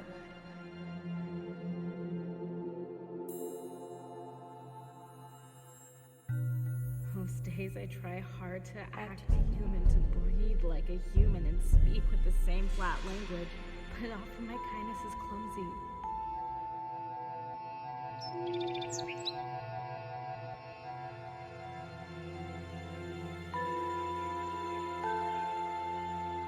I stop a stranger to tie his shoes and end up kissing his knees. I believe in luck and am barely troubled by its volatility.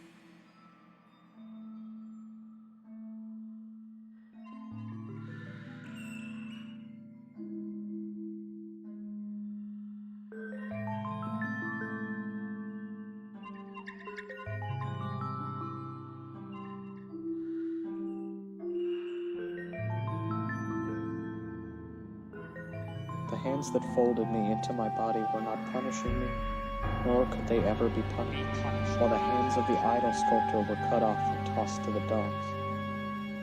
This is proof of something. But what? Why? Maybe that retribution has grown vulgar, with sin now inevitable as summer sweat.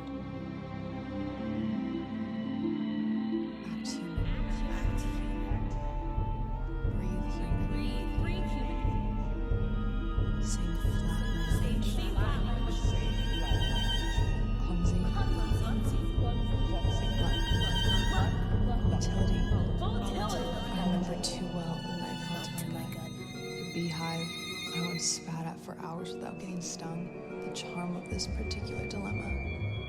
Faith begins where knowing ends.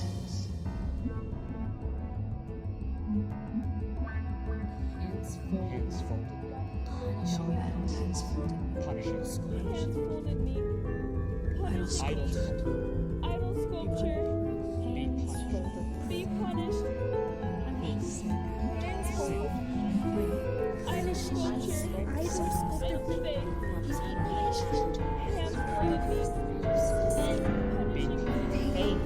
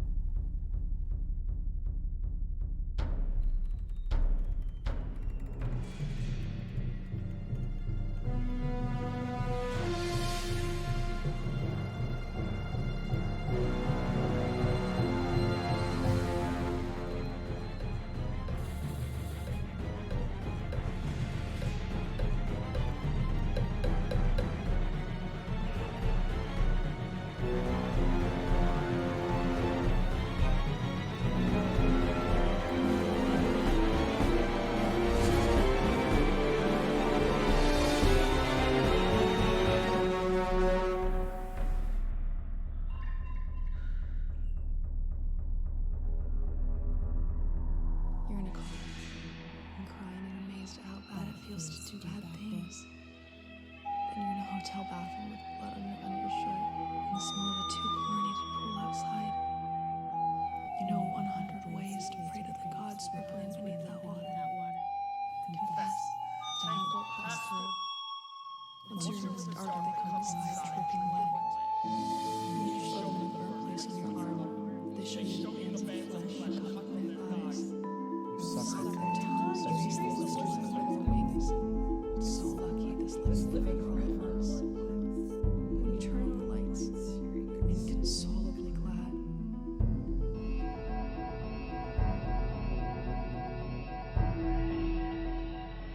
You could stop this whenever. But why?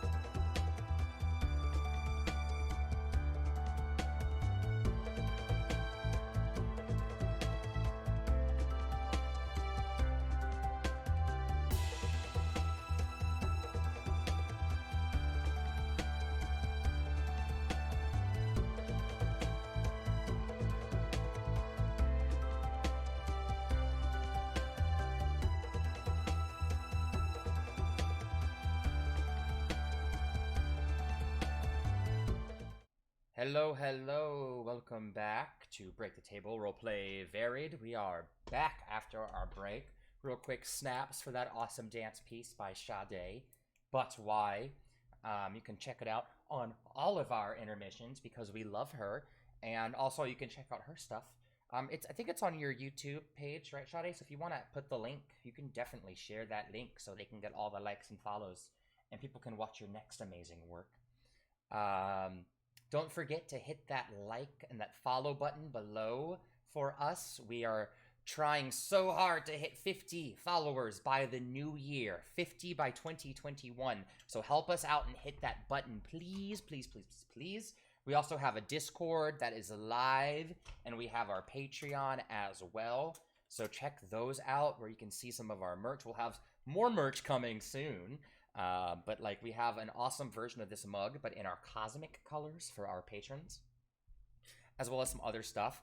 And every patron will be getting a sticker, our logo sticker, which will be in the mail in no time, and I cannot wait.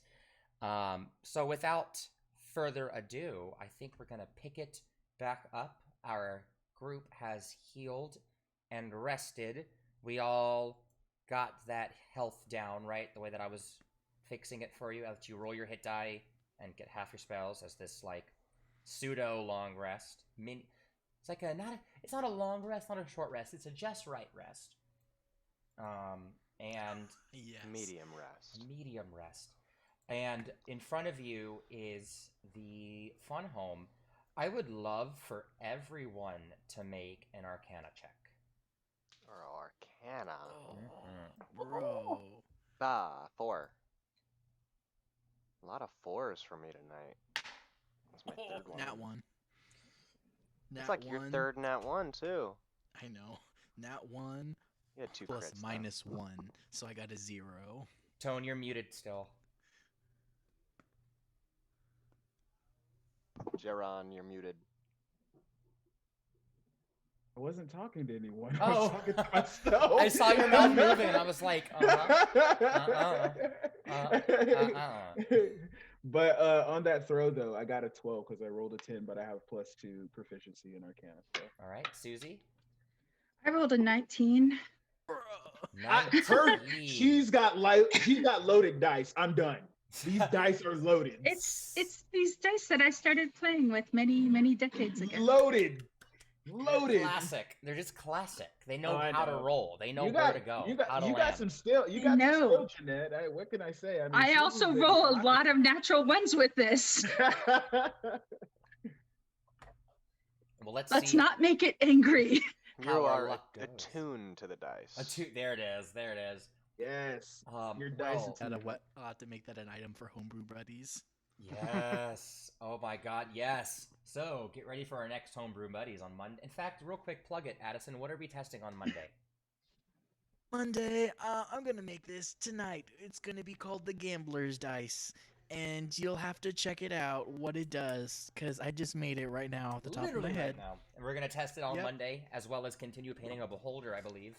So check Yeah, us out we're gonna Monday. be painting a beholder zombie with Yes. my. Yep. And I think one of the things that you can look forward to is that every week I'm gonna look up like a new like painting tactic for minis and just try and slowly up my painting game in front of y'all. Yeah. Hell yeah.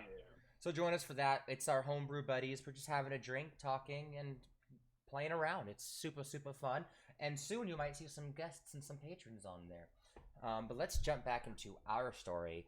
Everyone is enjoying their meal. There's weird vibes. Jaron, you know where you have to go. Even now, you can feel this, like, this presence watching you, like, trying to pull you in. What was that, Kevin? They wanted some clarification about what you said you were going to do.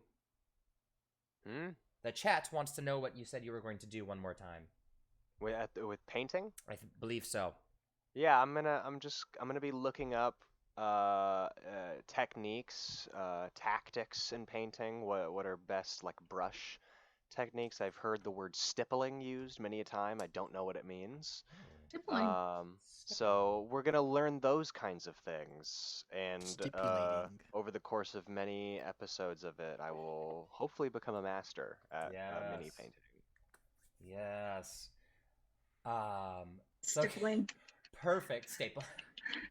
Now Well, I no, don't it's- even need to do it's- research. It's dotting paint onto a figurine with the edge of the brush.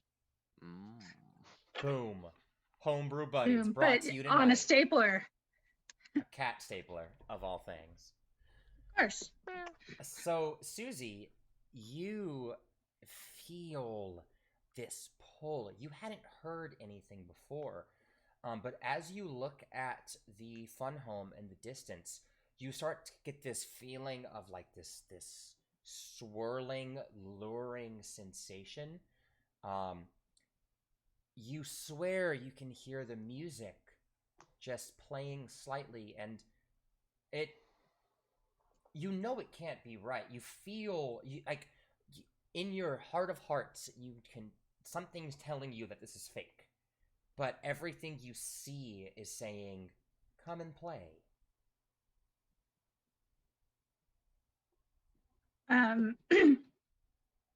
She basically hits Brick's upper or lower thigh. Brick. What, Suzie? I think we should go play in the fun home. Brick, But hearing the word fun home, gets a 50-yard stare and no longer listens to what Suzie is thinking as she speaks. does she notice him starting to do his 50-yard stare? Is she used to that? I don't know. Roll it. So let's see. Yeah. And you know what? I'm gonna roll. And she rolled a performance. 4. I'm gonna roll performance. The dice have Let's see. betrayed me. As quickly as they serve Too you. young to understand trauma. I beat you with a 5. There it is, folks. You heard it here first.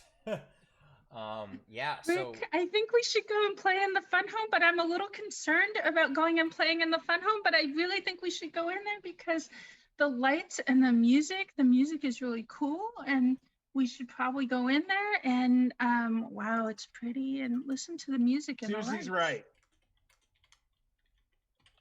We do have to go in there. So the youngest and the person who keeps running off and doing strange things both say we should enter this home of fun.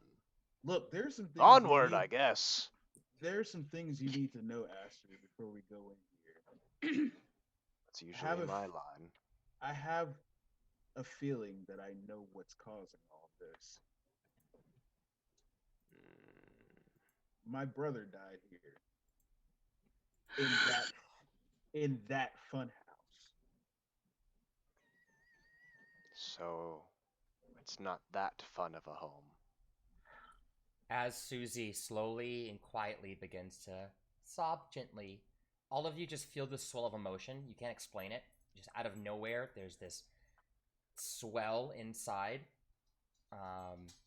Just because the kinder has started to cry. You know, honestly, That was my dog. Sorry.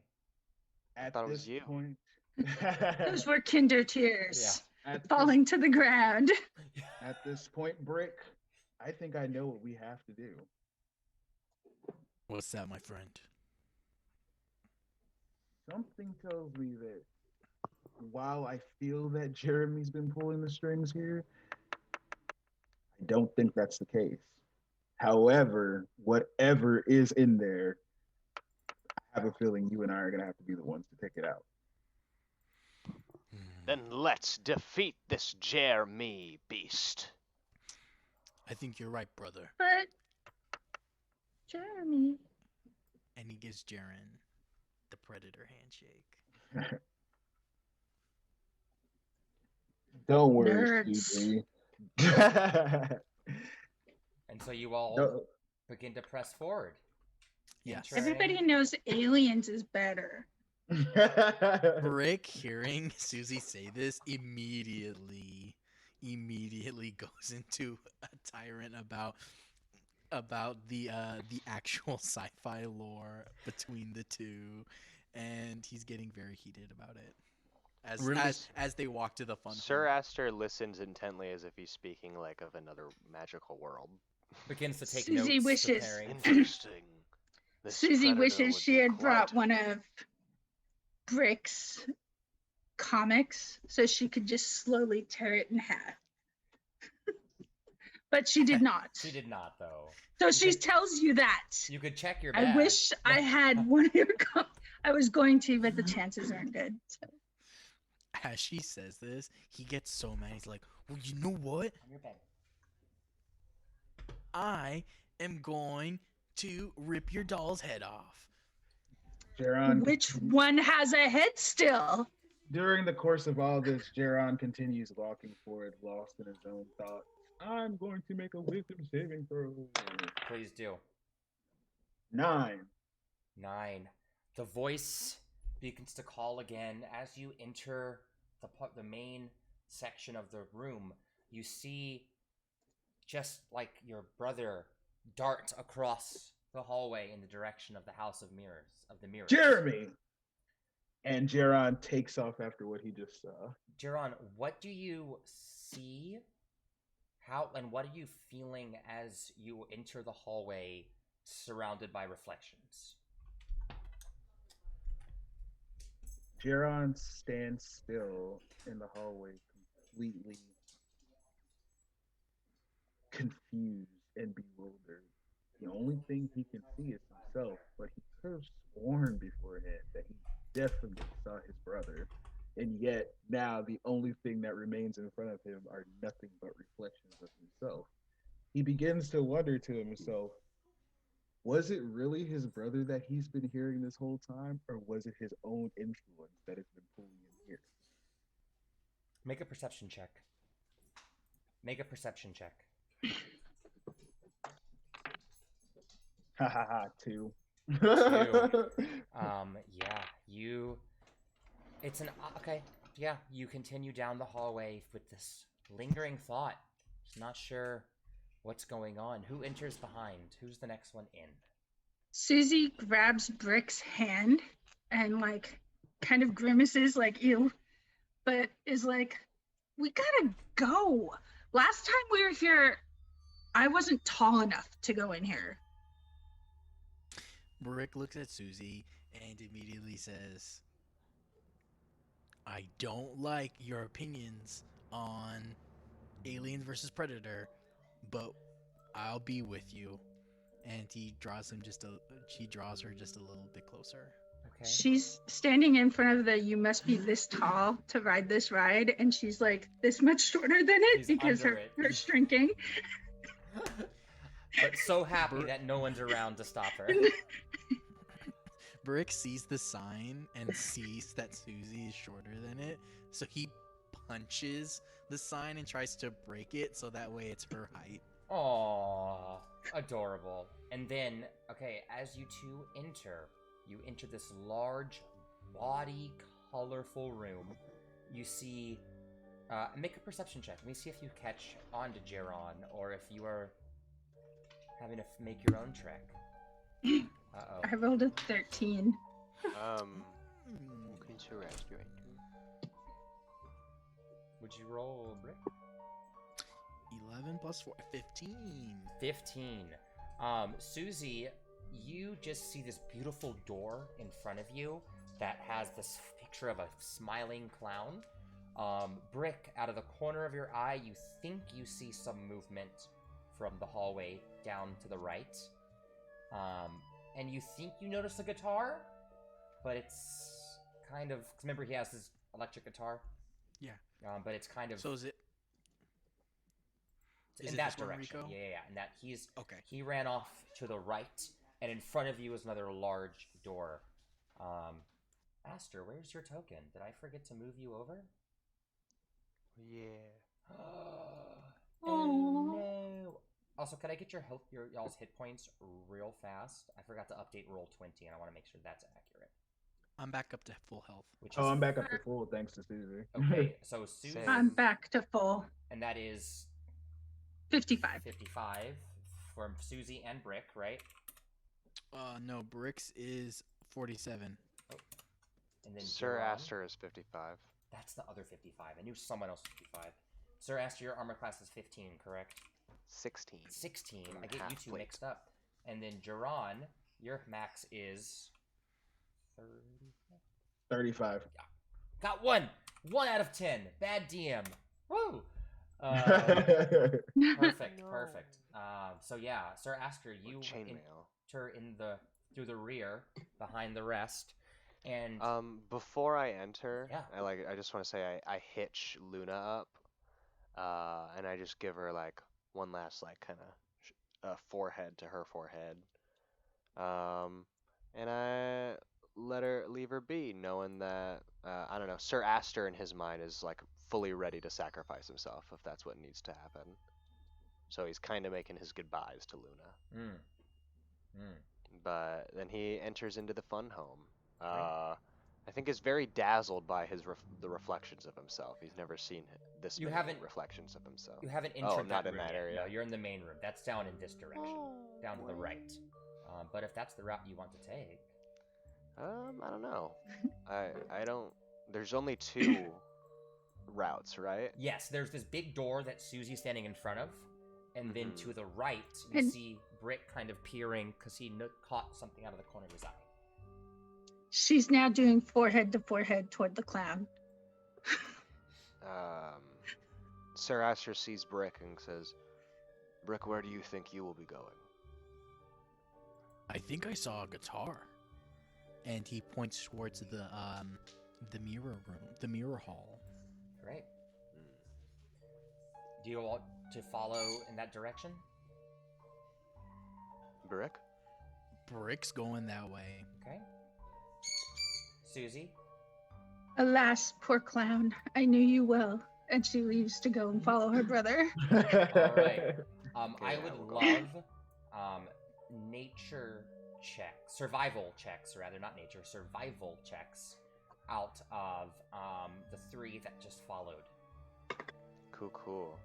Jaron, describe what you're feeling as you're wandering through these halls, being led by just the voice. Jaron continues walking through the hall, the echo of find me, continuing to ring in his head.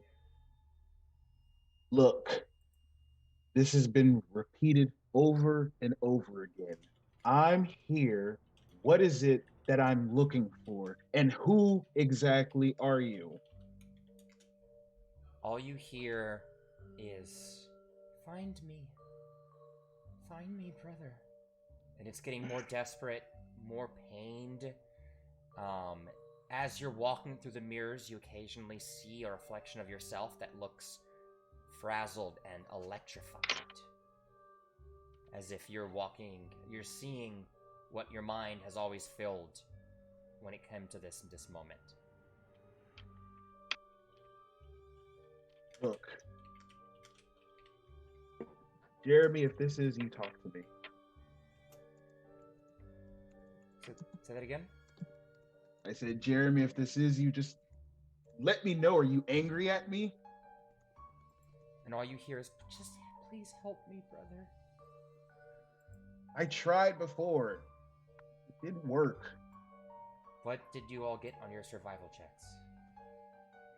Shout out to NADPOD, because shout out to the 2 crew. 2 But with my proficiency, I got 4. It's 4, so 6. 6. Suzie got an 11 on hers, and I also got a 6.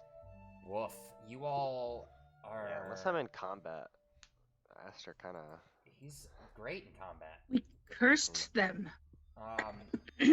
You all continue following, and Brick, you think you see something, and you jut down a hallway suddenly. Sir Aster and Suzie don't even see the direction that you go, and they get lost, and they continue going another direction. Soon, stupid fly, Sir Aster, you've never describe. You said you've never seen your reflection before. What are you thinking as you wander through this hallway of mirrors? It's a maze. I think Sir Aster's usually only seen his reflection in either like a pond or like a small like pocket mirror. Mm-hmm. And his main kind of sees them, but mostly sees them as distractions. He's on a mission right now. He's on a mission. Okay. He like to Suzie, this Aster is the same one that like came to their aid in the graveyard, as opposed to like the wackier one when he's not ready for a fight. For sure. And then Suzie, you had the better roll. So I think, Suzie, you catch the slightest sight of Jaron as he cuts a corner. And Aster, you turn around and suddenly you are surrounded by nothing but fellow Nightkin. But they all move with you. They all speak when you move your mouth. And the children are nowhere to be seen. I've gotten myself good and turned around. Jaron, you push your way through this door into this large cylindrical room. There's this huge floor. There are some giant, what were they called? The big inflatable things that you could like push through in like McDonald's playpens. They like swung on the chain. Think like the punching bags. Yeah. But, like huge Yes. and swung. The room has a few of those on there, and you see the center is slowly rotating. And that has its own little unique flooring. It looks a little soft, like a little bouncy area. And it's slowly spinning while all the other hanging elements are slowly rotating the opposite way. Think, and again, not sponsored by them, think Hamilton when the center section moves in one way and the other part of the floor moved in the other. So it's like two rotating things in opposition, slowly in this room. And all you hear from behind the doorway in front of you as the room starts to rotate under your feet is, I'm here. Jaron looked up as the room continued rotating under his feet. Wouldn't he be rotating with it? Yes, you sure are. Yeah. So as it continues to rotate, the closer he gets to the door, the more alert and afraid he becomes. You're right in front of the door now. Yeah. But suddenly, without hesitation, he moves forward, places a hand on the door, and attempts to push it open. It pushes open with ease. And what you see is a giant ball pit in front of you. To your left, you notice Brick standing there, mouth agape, staring into this pool. It's a ball pit, right? But you also notice, again, this park was flooded years ago and never rebuilt. So you can see water slightly moving under the balls in the pit. But the thing that throws you off is in the pit, just neck up, visible, you see Jeremy. Does Brick also see this? Yes, Brick, you Bro. sure do. Brick, tell me that I'm not crazy. Brick stares just directly at Jeremy still and just shakes his head solemnly. Jaron looks back at Jeremy, taking a moment to take in the fact that he's finally placing his eyes on him. Why this? What do you want? What is going on here? I need you to make a wisdom saving throw. Wisdom Jaron. saving throw. Yeah. Haha, 5. 5. That wisdom saving throws suck, man. As you say that, The cleric. this thought comes and pops in your head, and you see the head start to get under the water, and the only thought that pops in your mind is, join me. And you can't resist. You've been charmed.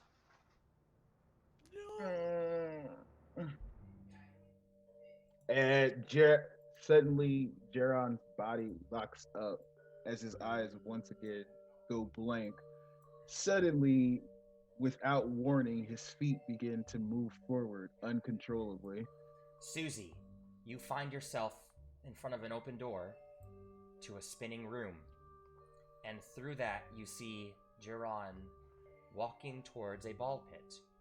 That's all you can really make out at this distance. She's gonna look at the floor and figure out which is gonna be the fastest rotation to get her to the other door. Okay. And then jump on and start jogging over. Okay. Make an intelligence check. Rolled a 7. 7. Ooh, it's kind of wobbly. Right when you jump on, you get hit in the face by one of the swinging bags. When you make your way to the bouncy center, you're kind of losing your balance. You manage to make it into the room as Jaron's feet enters the water and he sinks to chest deep. Aster, you somehow found yourself way up here, north of this pit. You've managed to make your way past this room. I think you were so thrown off by the multiple U's that when you got back to the regular hallway, you just continued your forward motion and went past this spinning. I think Sir Aster just broke a bunch of mirrors until he was able to find the way. For sure. First, just started slamming them. And then you enter that same ball pit room, seeing the kids and seeing this other child slowly going under. Brick, you can see Aster, and Suzie has also entered. What would you three like to do? Jaron doesn't have a choice in this. Brick Baywatches and tries to get Jaron to get out of the ball pit. Sir Aster enters the ball pit. Okay. Sir Aster's going into the ball pit. You are going to try to stop him. So you're jumping in or running around to pull him out? I'm going full. Okay. So Baywatch. They just run in, and as they run, whoosh, dive right in, head first, and tries to swim to him to get to his friend. Give me an athletics check. Water. Okay. Joke's on you. I'm proficient. Yeah, no theatrics from Sir Aster. Just pulls his greatsword and steps in. 6? No, wait. Sorry, I'm adding my thing. It is 16 plus 7, okay. So 23. Yeah, you manage to swim, you grab, and you start pulling him out of the water. Just as you do, you hear the voice. You hear the voice screaming from this child, saying, "You'll kill me again, Brick." No, Brick gets that is my job. Brick. Ooh, oh, good. But before we have that, Brick, what's flashing through your head? Brick has a quick glimpse of the night that Jeremy died, and the fact that his death was partially his fault. Why? And that's all he remembers. Why do you think he sees a similar situation where they're wading in water, and he remembers that he was looking for a light switch, and as he goes to find a light switch, he doesn't notice an electrical cord within the water and he switches the switch on and ends up electrocuting Jeremy. Sir Aster, you drew your sword. You entered the water. You're going to attack this child? Well, when you put it that way, yes. Okay. Sir Aster, I would like you to roll to hit with... no, you're super tall, so your arms wouldn't be in the water. I'll give you a regular roll. I'm an oath of glory. I'm all about athletics. Oh, you'd be fine, just yeah. Fucking... Oh, dang, another 19, so 27. 27 will Yeah. hit. And I'm gonna Divine Smite at a first level. Give me a... Can you tell me, is this an undead creature? It is not an undead creature. A fiend? Nope. Okay, so I don't get to add the extra d8, but I still get to add 2d8 to this, so... Yeah, at this point you have no idea what it is. 3... That is 8 plus 4, so that is 12 on just normal damage. Okay, and I don't make a save for Divine Smite, right? It's all you. Nope. That's Cool. not a save, it's just like, I do it. Yeah, that's what I thought. So that was a 7 and a 3, so 10, so 22 damage. 10 of that is radiant. And as a bonus action, I'm going to channel divinity, and everybody gets... Let me roll real quick. Nice. Nice. Everybody use your gets... second attack? I am, but I'm doing this first. But okay. So everybody gets 16 temporary hit points. Nice. As it is my inspiring smite ability. I hit it. My sword glows with that pumpkin orange energy. Does that include slashes. you? Just to clarify, Wait, let me. Sorry. I have to cut off your beautiful prose. No, you're good.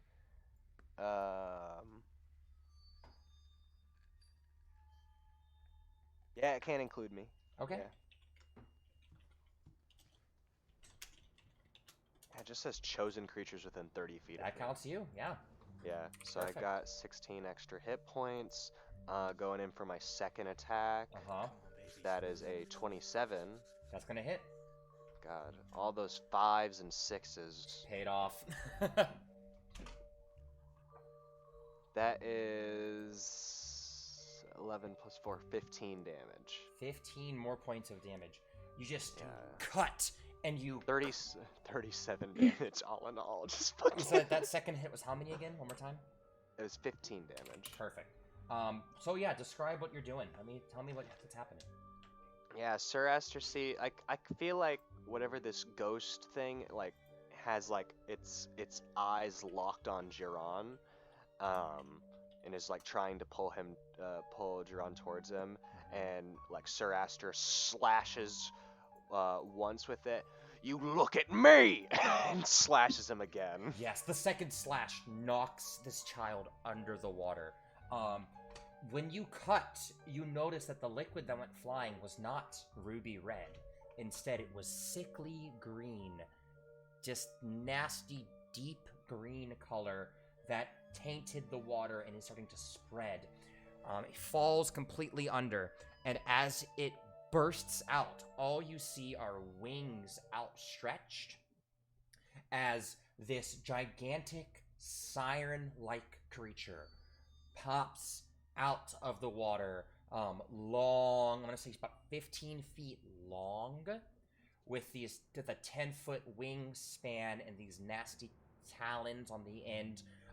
A feminine face, feminine in feature, but very drawn, elongated, looks monstrous, straight up monstrous. Can I make a wisdom saving throw for Jaron? Not yet. Okay. Not yet. First, I'm gonna have to apply initiative to everyone because I gave yes. attack. So let me triple check because you guys sent me initiatives. Oh, I wrote them down. Okay. And this time, I'm gonna give you all your good rolls. So Jeanette will be first with her natural 20. Then Sir Aster would be second with his natural 20. Or not natural, but you all rolled 20s on your initiatives. And then I rolled a 20. I saw 20 for your initiative. You gave me 20, 15, 6, and 19. Yeah. Is that a natural 20? Oh, hell yeah. Okay. And then Jaron, because you are messed up right now, I'm actually going to give you that number in initiative. If y'all are confused as to how I'm doing initiative, good. It's my thing. I'll tell you all how I do it later. My cast knows what's going on. That's all that matters. Rick, kind of. Suzie, Aster, and my monster. Yeah, if you want the So- behind the scenes, tell your friends to follow Break the Table and get to 50 followers, and then we'll tell you. And then we'll tell Heck you. yeah. And the Um, Patreon. If you join the Patreon, you get to see bonus content, how we produce the show. Ooh, that's who's going. Okay, cool. Creature, pretty great too. All right, I'm gonna adjust initiatives, but first in the order, because she has the best dexterity in the universe, is actually Suzie. Oh, I need to Suzie- put my epic battle music on too. Dun, dun, dun, dun, dun, dun, dun, Copyright, dun, copyright. dun. Only Please 4 don't seconds. sue us, Tom Cruise. Don't sue us, Tom Cruise. Mr. Cruz, we implore you. In fact, We're a bunch Just of go on the artists. show. We don't have much. Just come watch. All come on the right. show. We'll join Scientology Um, for you. So yeah, Suzie, you are up first. You saw Aster dive in. Oh, let me finish her action, because she's actually going to... I gotta turn that music way, way down. Wowza, wowza.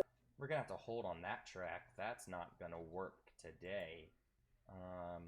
You know what? When in doubt, Sax Planet. Yes. We all love some Sax Planet. It's fitting. It's our go-to finale. It's our go-to fight music, y'all. We love Sax Planet. Okay, here we go. Now it's playing. The creature is going to go ahead and finish its move. It has a legendary action, so it's going to actually fly out of the pit. And I can go put this over here. She's going to fly out of the pit and land over here in this room. Yikes. Suzie. Okay. So it looks like she might be within range of my glaive if I move toward her. Yeah, you don't Okay. get reach on it because it's a kid-sized glaive, but you can move closer. Yeah.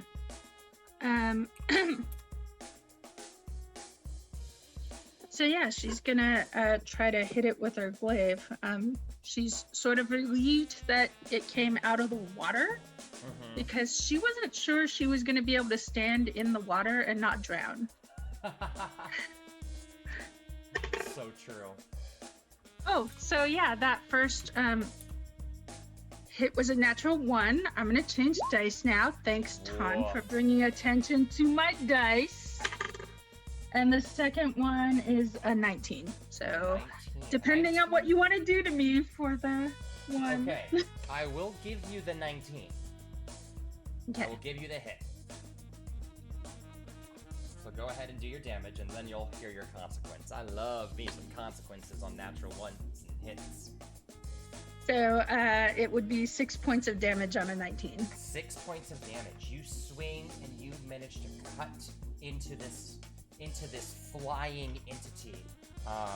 But making your way back on that spinning floor really messed you up, and you trip over your own feet. You are now prone right in front of the monster. Would you like to do a bonus action or anything else? I'd like to try to roll so I'm not prone. You could get back up. You have enough. It takes half your movement to stand back up, so you could get back up, and then you still have another 10 feet of movement left. I'm gonna try to get back up and move 10 feet away from it. Okay.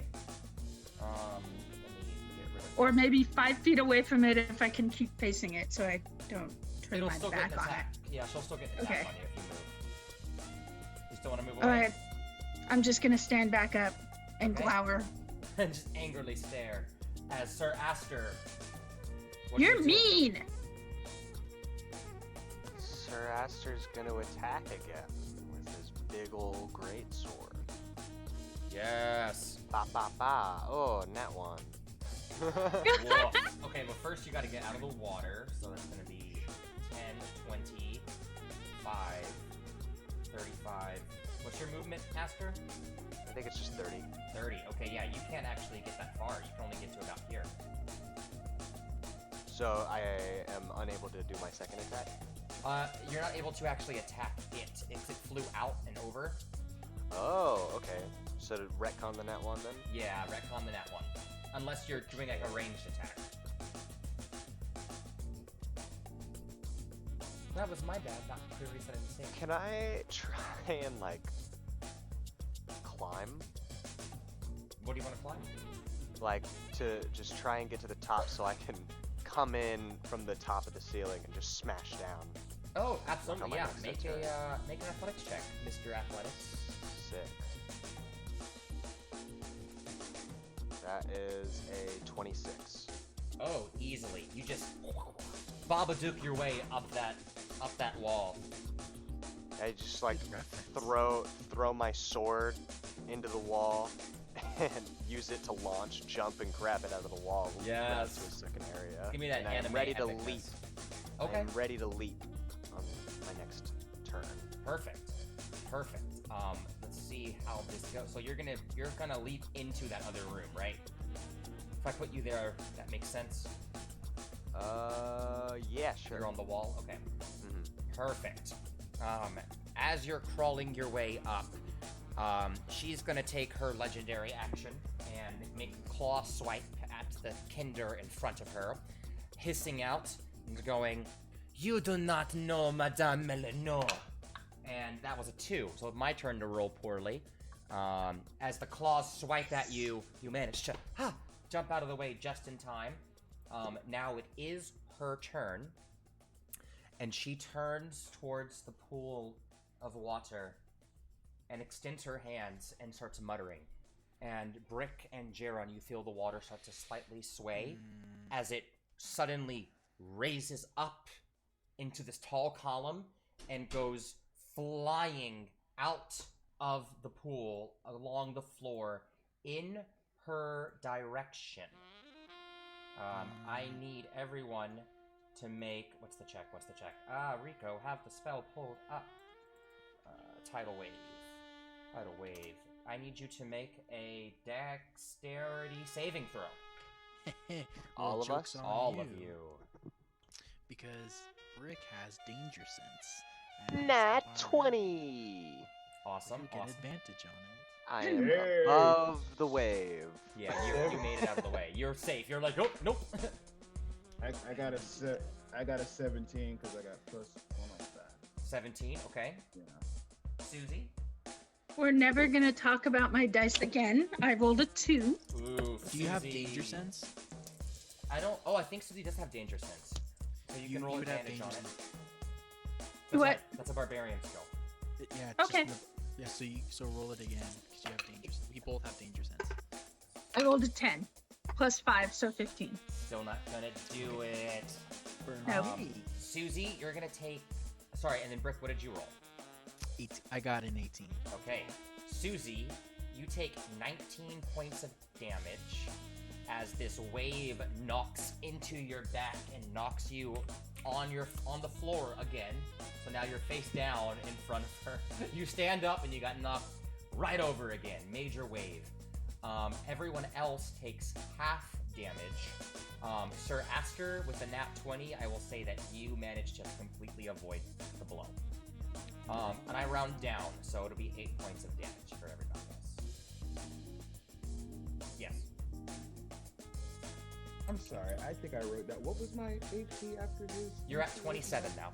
Okay, thank you. I mean, you are bloodied a little bit, and I don't like talking HP points. And that's going to be her turn. Oh, and then she's also going to quickly...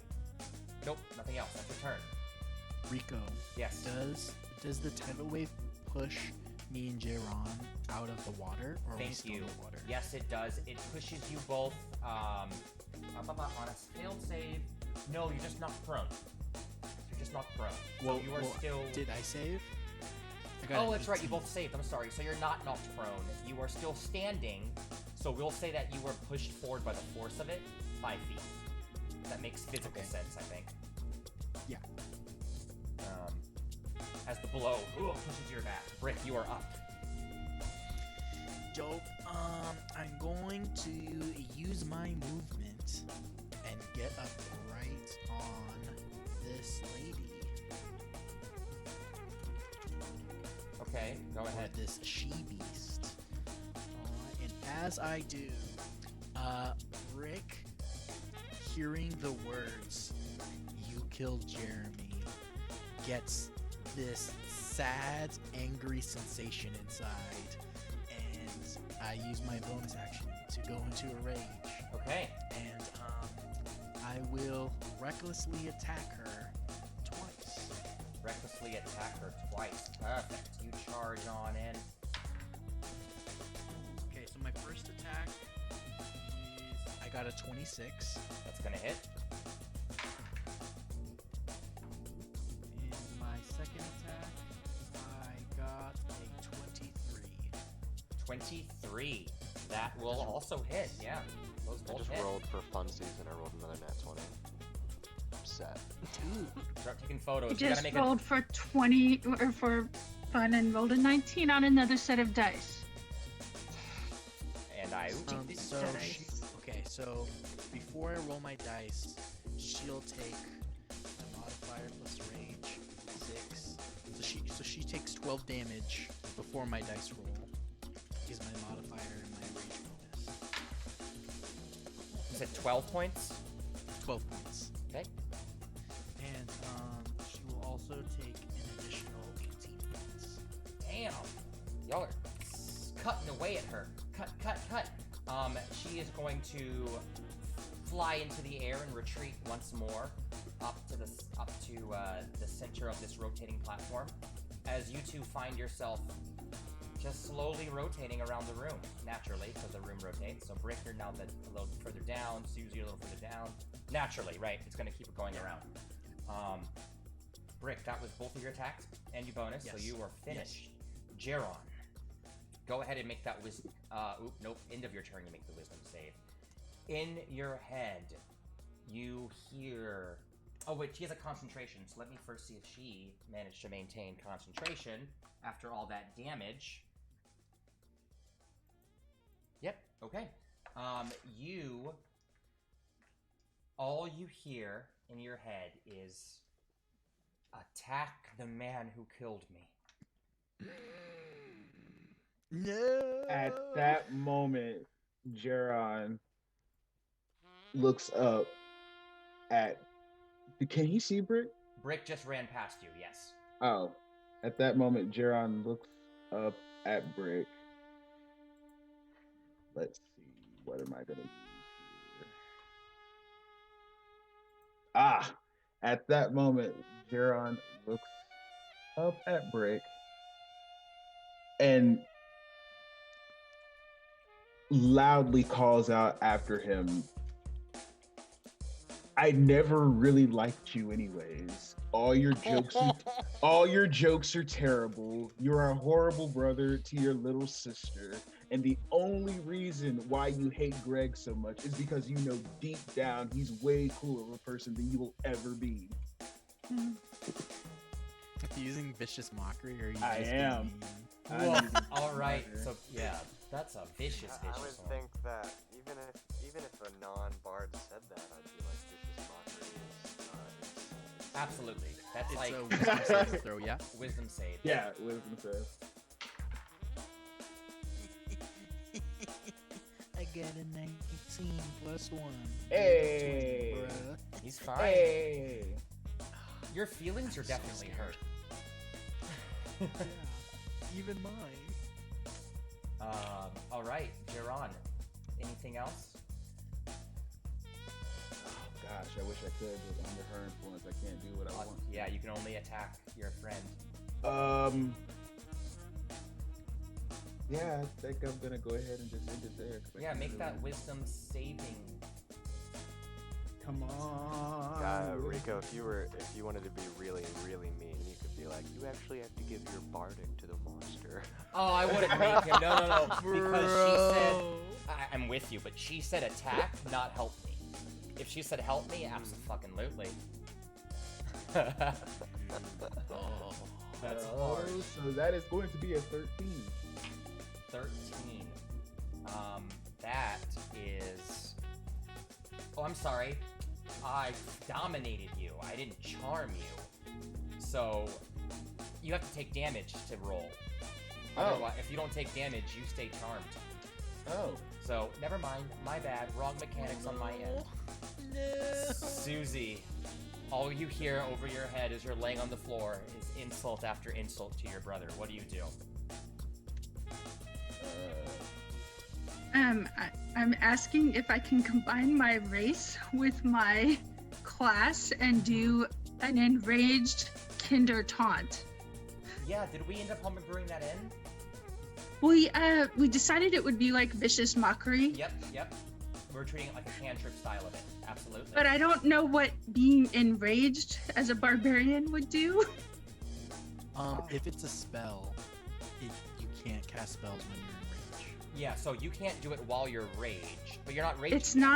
It's not a spell though. It's just a trait that I have. Yeah. So the way that they did it the way that they made it work in 5e was they gave you the cantrip vicious mockery. So yeah, you can viciously mock anything, unless you're in rage, and then you can't. And then that will. What are you wanting to do? Let me ask you what you're wanting to do, and see if I can make. It's okay. She's actually going to yell back at the monster. Okay. Because clearly Jaron would never yell that kind of crap at her brother after all the hours of her brother being loyal and true to Jaron. So she starts calling her the ugliest beast there ever was. And what a coward that has to use water. What the heck is that about? Doesn't she know how to use her fists like real people? And like, why the heck does she have to fly around? Those wings are dumb. Wings should be pretty, like fairy wings or bat wings. Or bat wings. She kind of looks confused because her wings have the veins like bats would, and she's like, "Is this not close enough?" Those are too big. She actually rolled, so I had to beat a DC of 11 for your spell, and I rolled a 13.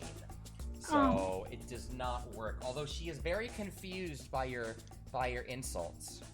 Does she still take half damage? No, not to cantrip. Oh. Yeah, it's a cantrip. Anything else, Suzie? I definitely need to get up again.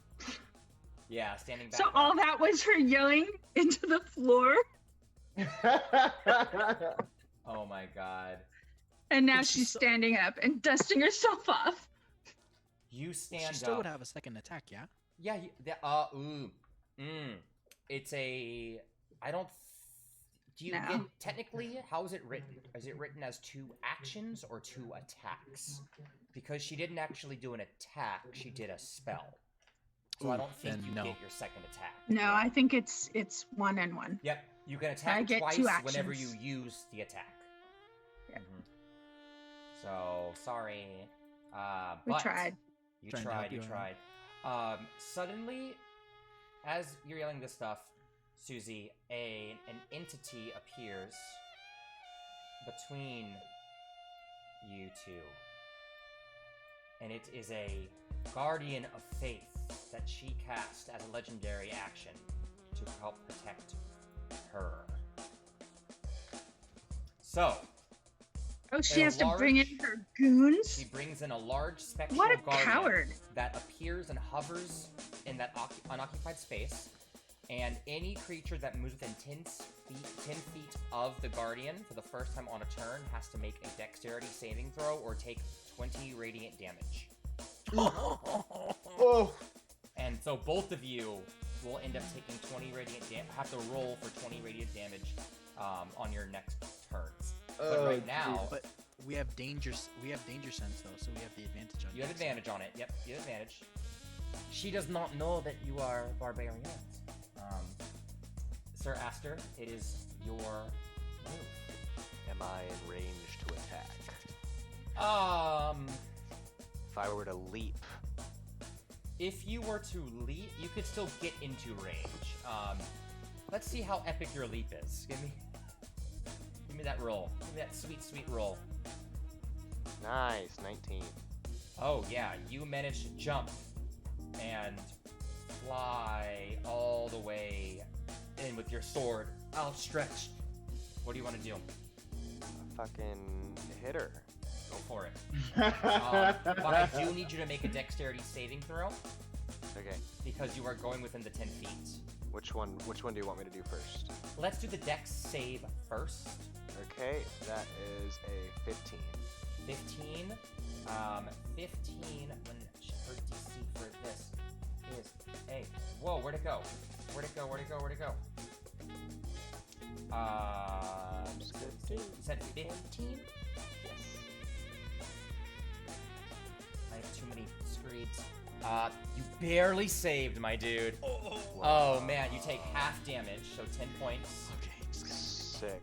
Haven't gotten through my 10 hit points yet.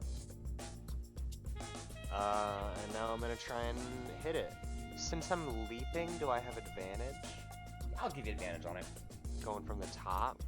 Yeah, I'll give it, I probably shouldn't give you advantage, but why not? Go for it. That is an 18.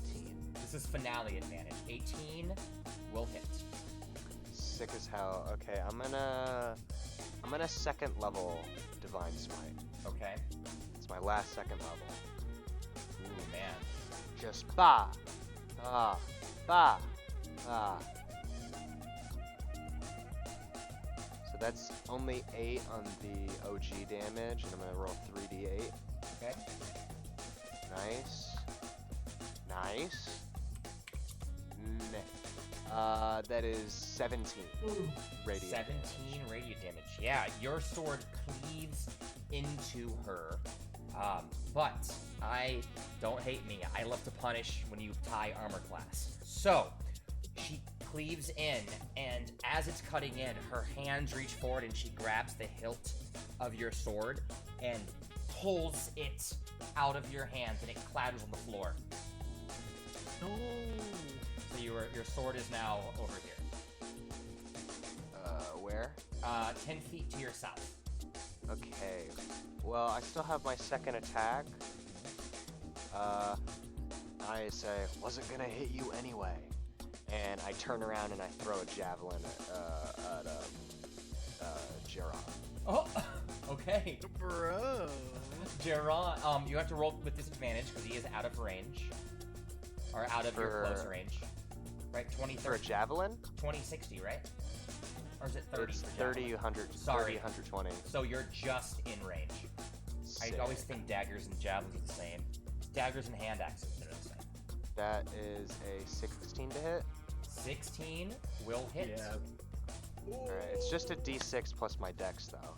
So it's not gonna be the crazy damage I usually do. That is only 4 damage to you. Okay. We just need to wake him up. Go ahead and make a wisdom saving throw, Jaron, as you feel a javelin puncture your shoulder. 15. 15. That javelin snaps you out of it, and you no longer see your brother in front of you. You now see this freaky creature staring at you, who is going to use its. Oh, it can't do its legendary action. Yes, it can. Yes, it can. Oh. No, it can't. It's gonna go ahead and take a claw swipe at you, Aster. Fine. No. And that was a 19 versus your armor That class. hits. Okay. It's only 2d4, so it's not crazy. It's the claws, not her spells. Okay. 6 plus 3, so 9 points of damage. Alright. I'm out of 10 hit points. You're still sitting pretty though. And now for her actual turn, I think she's gonna just start laying into you because you are right there. She's not gonna try to cast magic. She's gonna just start cutting. So she's going to first whip her tail around, and it's gonna try to slap you across the face. That is a 21 versus your armor class. Yeah, I don't even have my sword to block me right now. Yeah, you're kind of Just fucking... vulnerable. Go ahead and make, well, no, you don't have to make anything yet. You're gonna end up you're gonna take 11 points of damage as the tail constricts around you. You are now grappled. Cool. And she lifts you up and pulls you closer, and you hear a... I can't wait to eat your nightkin guts. And her claw comes up, and she just tries to cut into you.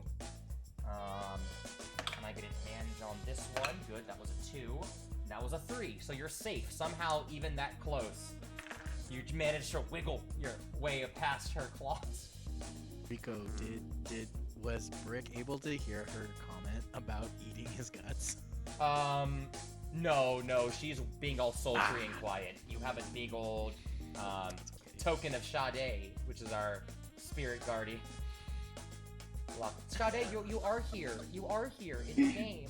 We put Sir Aster doesn't even give an inch. Just stares. No intimidation. Not at all. Go ahead. Oh, sorry. Brick, you are up.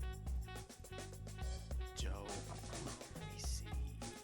I'm not fine. Anywhere. He is going to attack the big bad. You could throw He's him going a to great move sword. Hey, no metagaming. That was, I didn't even think about that. Sorry, buddy. Not next time, maybe. He's gonna go up to the big bad and use his movement. So make the deck save. Okay, yeah, make the deck save. Nat 20, baby. Ooh, nat 20. Nice.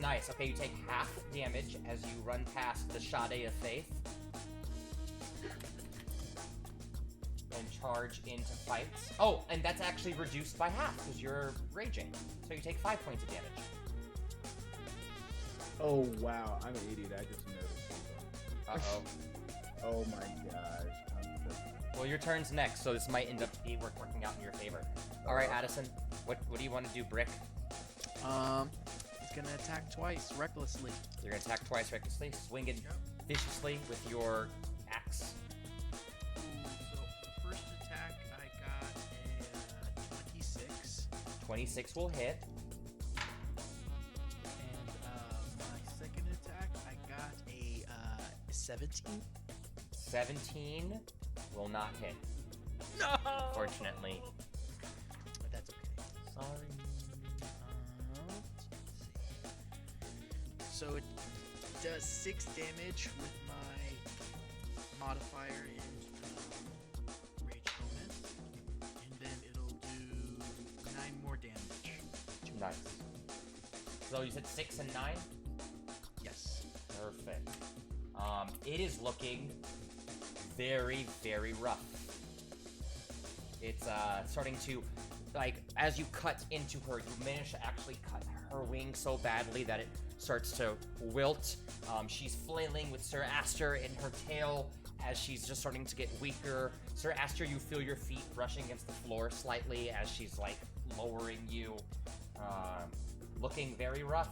That's the end Good of your job, turn. Brick. Oh, wait, Rico. And as my bonus action, I go into a Frenzy Fury, which is one of my Berserker traits, so I get to attack again. I think you have to do it next time. You activate it as the bonus action, which then lets you do the extra attack the next round. So that the next round of combat, you would have 4 attacks. Okay, let me see. While raging, you can choose to frenzy. You can make a single melee attack as a bonus action on each of your turns after this one. Oh, yep, you're right. So okay. You just Yep, so Kamehameha next one, style, rah, and like your Minotaur hair all stands on end. Your horns glow into blonde because you are becoming Goku. Yes, I'm a golden Minotaur now. Becoming Goku. Oh, the next documentary. Becoming Goku. You just start raging, staring at this this form. Jaron, you're next. The gaze, in front of you, you see this creature with this long tail wrapped around your pumpkin companion. It used to look like your brother, and now it just looks hurt and like it's hanging on to life. What do you do?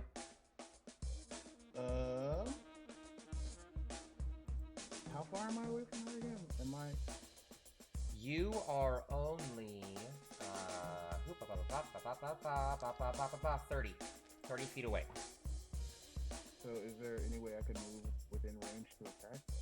Yeah, physically attack? Absolutely, yeah, you can. Well, I was gonna use, wait, I don't know if I can use that again.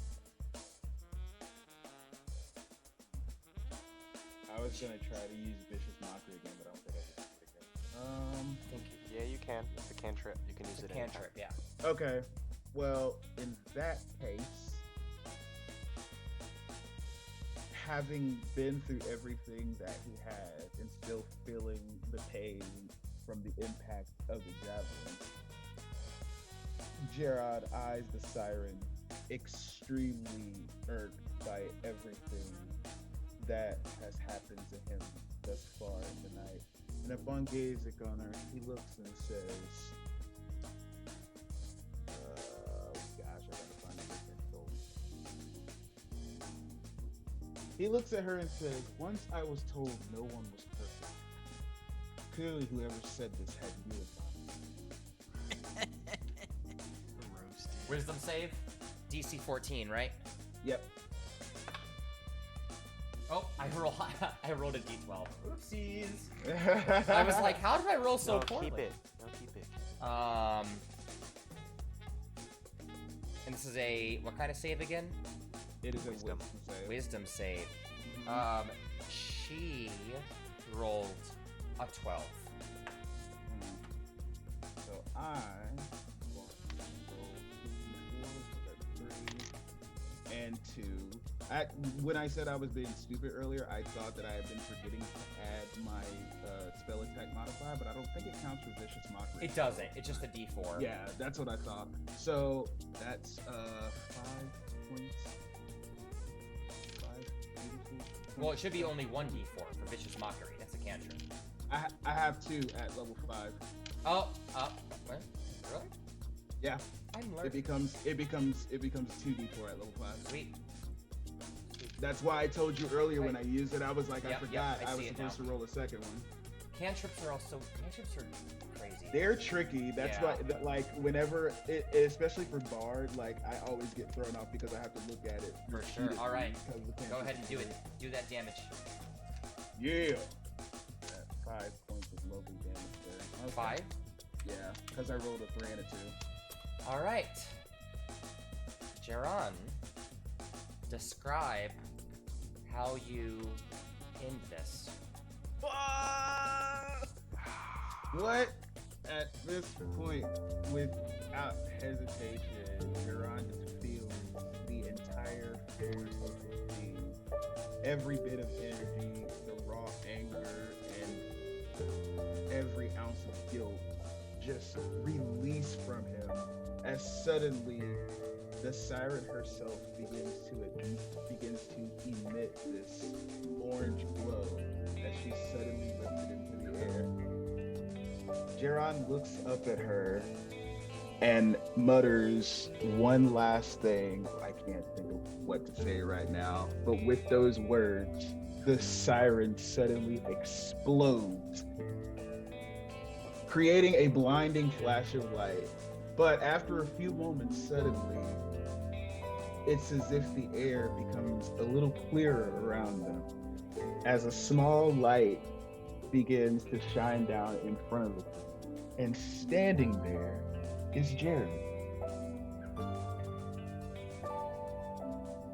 So,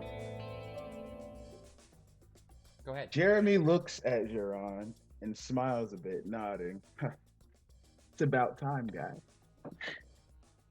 Jaron looks back at his brother, completely lost as of what to say, and he just breaks down. Only thing he can say to himself is that he's sorry about everything that happened. And Jeremy smiles and says, "It's so funny that all this time you felt this way.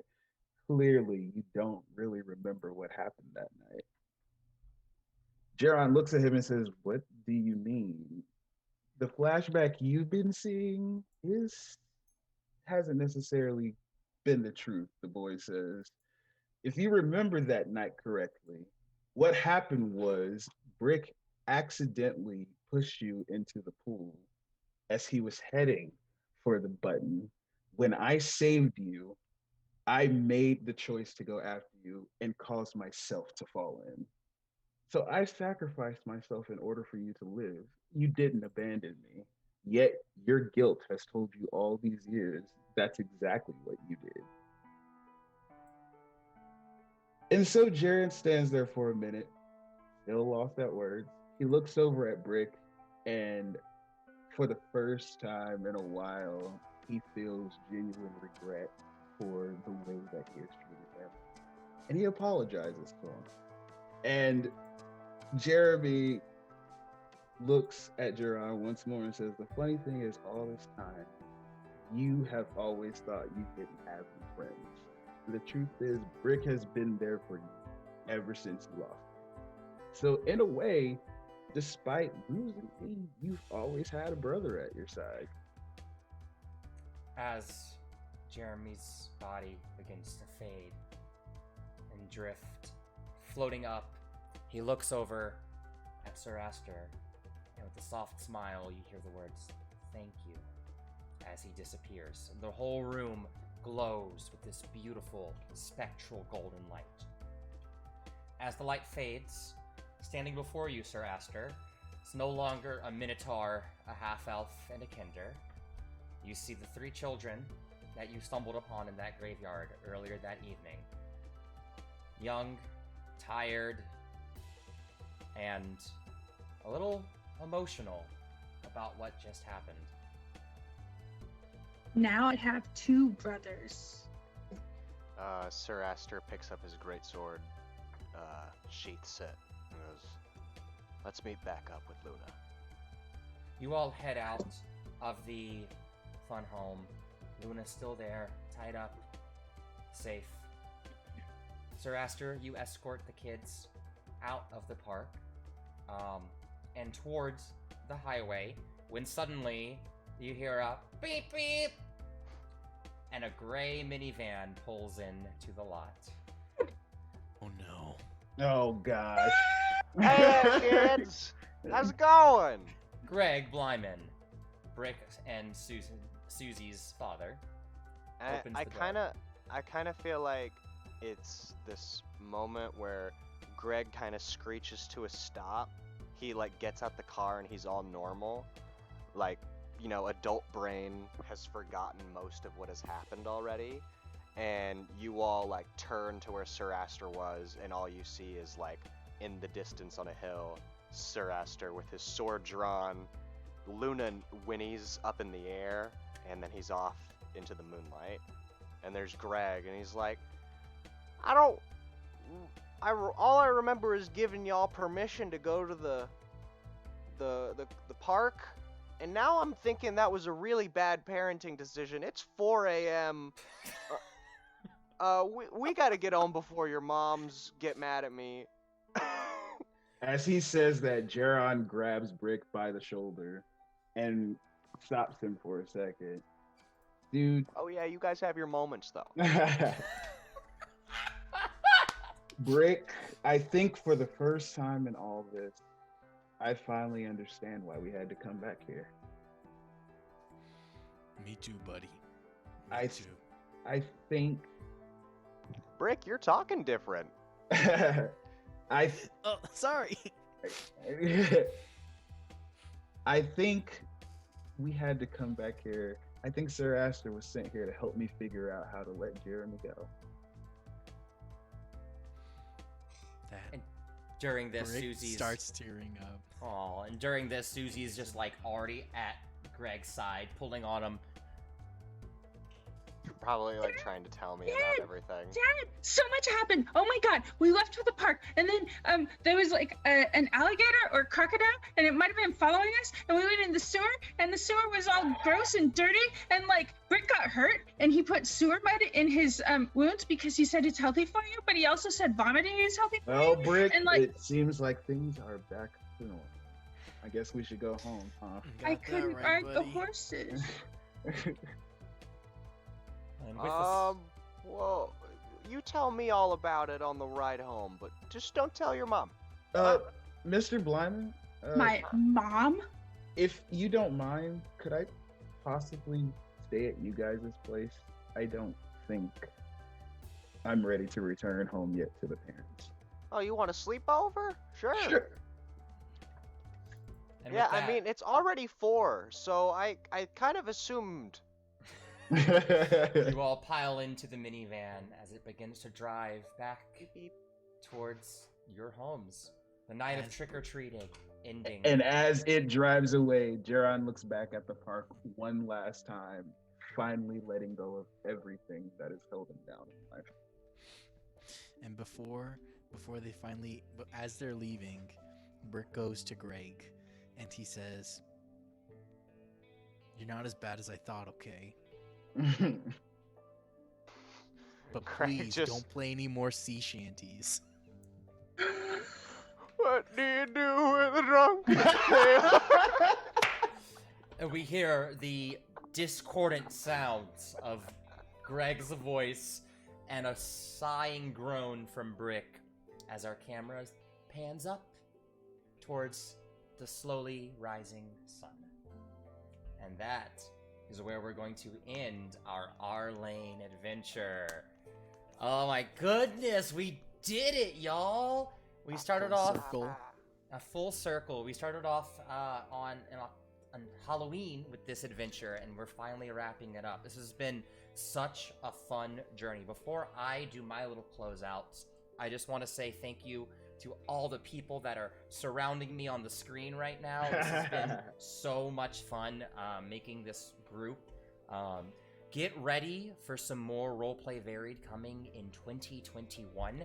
We have a larger cast. This is just a part of our organization, y'all. So get ready for some new faces, a new mini adventure. Again, all of our stories are intentionally 2 to 5 episodes long, so you never have to feel like you have to catch up, right? We're intentionally keeping them nice, short, and sweet, so you can always jump in. Let's go ahead and just quickly share where we can be found if you want to share like your socials and stuff. So let's start with, let me roll a D6. That's all I have, and I'm going to include Sade in the 6. So, 5. Sir Aster, where can we find you?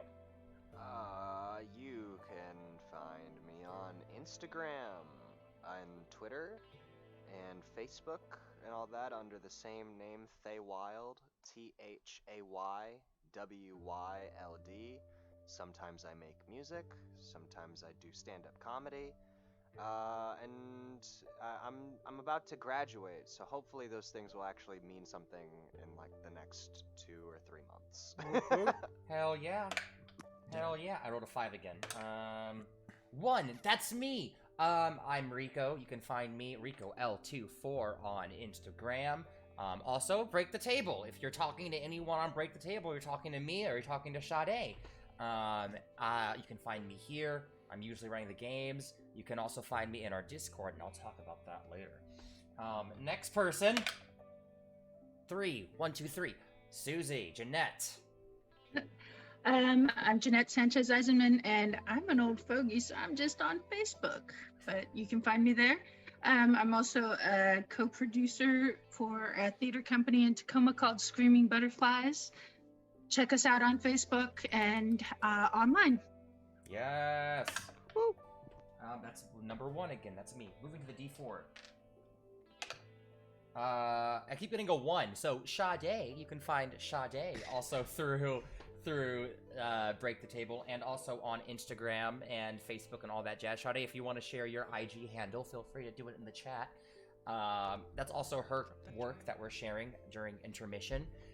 She is the amazing production manager behind Break the Table and our stage manager and all around just badass person. So follow her, keep up with her. And fine, last but not least, we have 2 people left. And so this time it's going to be Addison. I'm so used to saying your characters' names now. Fuck. Dope. You can find me on Facebook, and you can also follow me on Instagram, AddisonD_98. Would be cool. And also, a little plug-in right now is I will be in a cabaret at Center Stage Theater tomorrow. We'll be live streaming that, so come check it out if you want to see some cool holiday stuff. So check out. Plus, also Homebrew Buddies. Homebrew Buddies, Monday nights. Buddies, come Monday nights. It's pretty dope. We have a lot of fun, and Kevin is part of it too. And he's dope. If you want to see me roll a lot He'll sing you sea shanties. Yes, Kevin singing sea shanties. I can't say sea shanties today. Kevin singing sea shanties and painting. Addison making all kinds of homebrew material, and me just rolling horribly. And last but certainly not least, bring us home, Tone. Hey guys, my name is Ton. You can find me at the corner of C Street and 120th selling my body. I am on I am on Facebook and Instagram under Ton Williams 88, and I am also on Twitter under the Boy from Oz. So feel free to follow me on any of those pages. And I too have a holiday show coming up. However, I have to keep the details under wrap, but I will be putting that information out, so look out for it. Sweet, sweet. And while we're still doing this, dude, I'm sorry. I kept getting confused and thought it was Tone. So here's the thing. Because we had that talk. Yeah, I've been actually I've been getting back into the groove of letting everybody know it's pronounced Ton. The only reason why I went by Tone for a while is because everybody kept calling me that, and I got tired of correcting people. So I was just like, you know what, whatever. That's Everybody, a dangerous road. Addison, I was going to totally mention that, and I was just like, nah, I'm not gonna put that out there. That would have been really, really bad. Yeah, I just now you caught on to what I was talking about. Look in the chat, guys, if you want to know the answer. So yeah, I just got to a point where I was like, yeah, it's Ton, because it literally spelled like the word RICO, don't you dare. But no, you're fine. Everybody who's been calling me Ton, I haven't made a big deal of it because that's what I left you guys to call me. So Perfect. All right, y'all. I'm gonna go ahead and go back to my goodbye camera so I can say goodnight to everyone. So Kass, hang tight for a quick second. Our amazing audience, y'all, thank you so much. Seriously, from the bottom of my heart, I appreciate you all watching and commenting. It brought us so much joy to have interaction with you all tonight. We can't wait to bring you more stuff. Please hit that follow button below so you can keep up with our table as we are forming a lot of new content. We have a Patreon, we have our Discord now as well, so please jump on our Discord. That's a great way to talk to all of us. We're all on there. So feel free to hit up, chat. We also have a Facebook, YouTube, Instagram, Twitter, all of the above. So please, keep up with us. We love it. Next week, we're going to have, it'll be super fun. We have our kids table. So we're going to do something similar, only y'all will get a little sneak peek behind the scenes as Jeanette and I help these kids. Discord link's expired. Thank you, Emma. I will put a new link up there ASAP. Thank you. I'll do that before I log off so y'all can have that one. Yeah, we're going to have a bunch of kids trying to play this game the way that we do it. And in the new year, we'll have a lot of new content. Follow us for those. We'll have some subscription and Patreon-only shows coming up as well. With that, let me quickly get a updated Patreon. I forgot that I set it to only last for so long. Invite people. Okay. And this link should last for the next day. Generate new link. Perfect.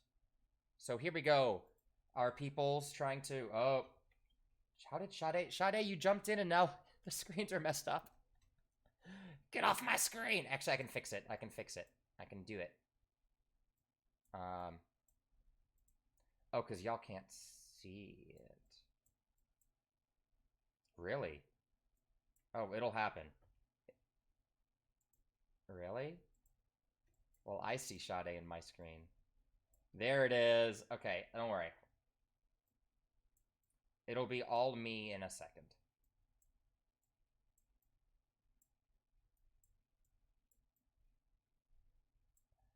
Oddly close-up shot. Hello, my face, extra large. Sea Shanty, yeah, so yeah, thank you all so much for watching. That link that I just threw in there should work super well. And that's it for Break the Table for this evening, y'all. See you on Monday with our next episode of Homebrew Buddies.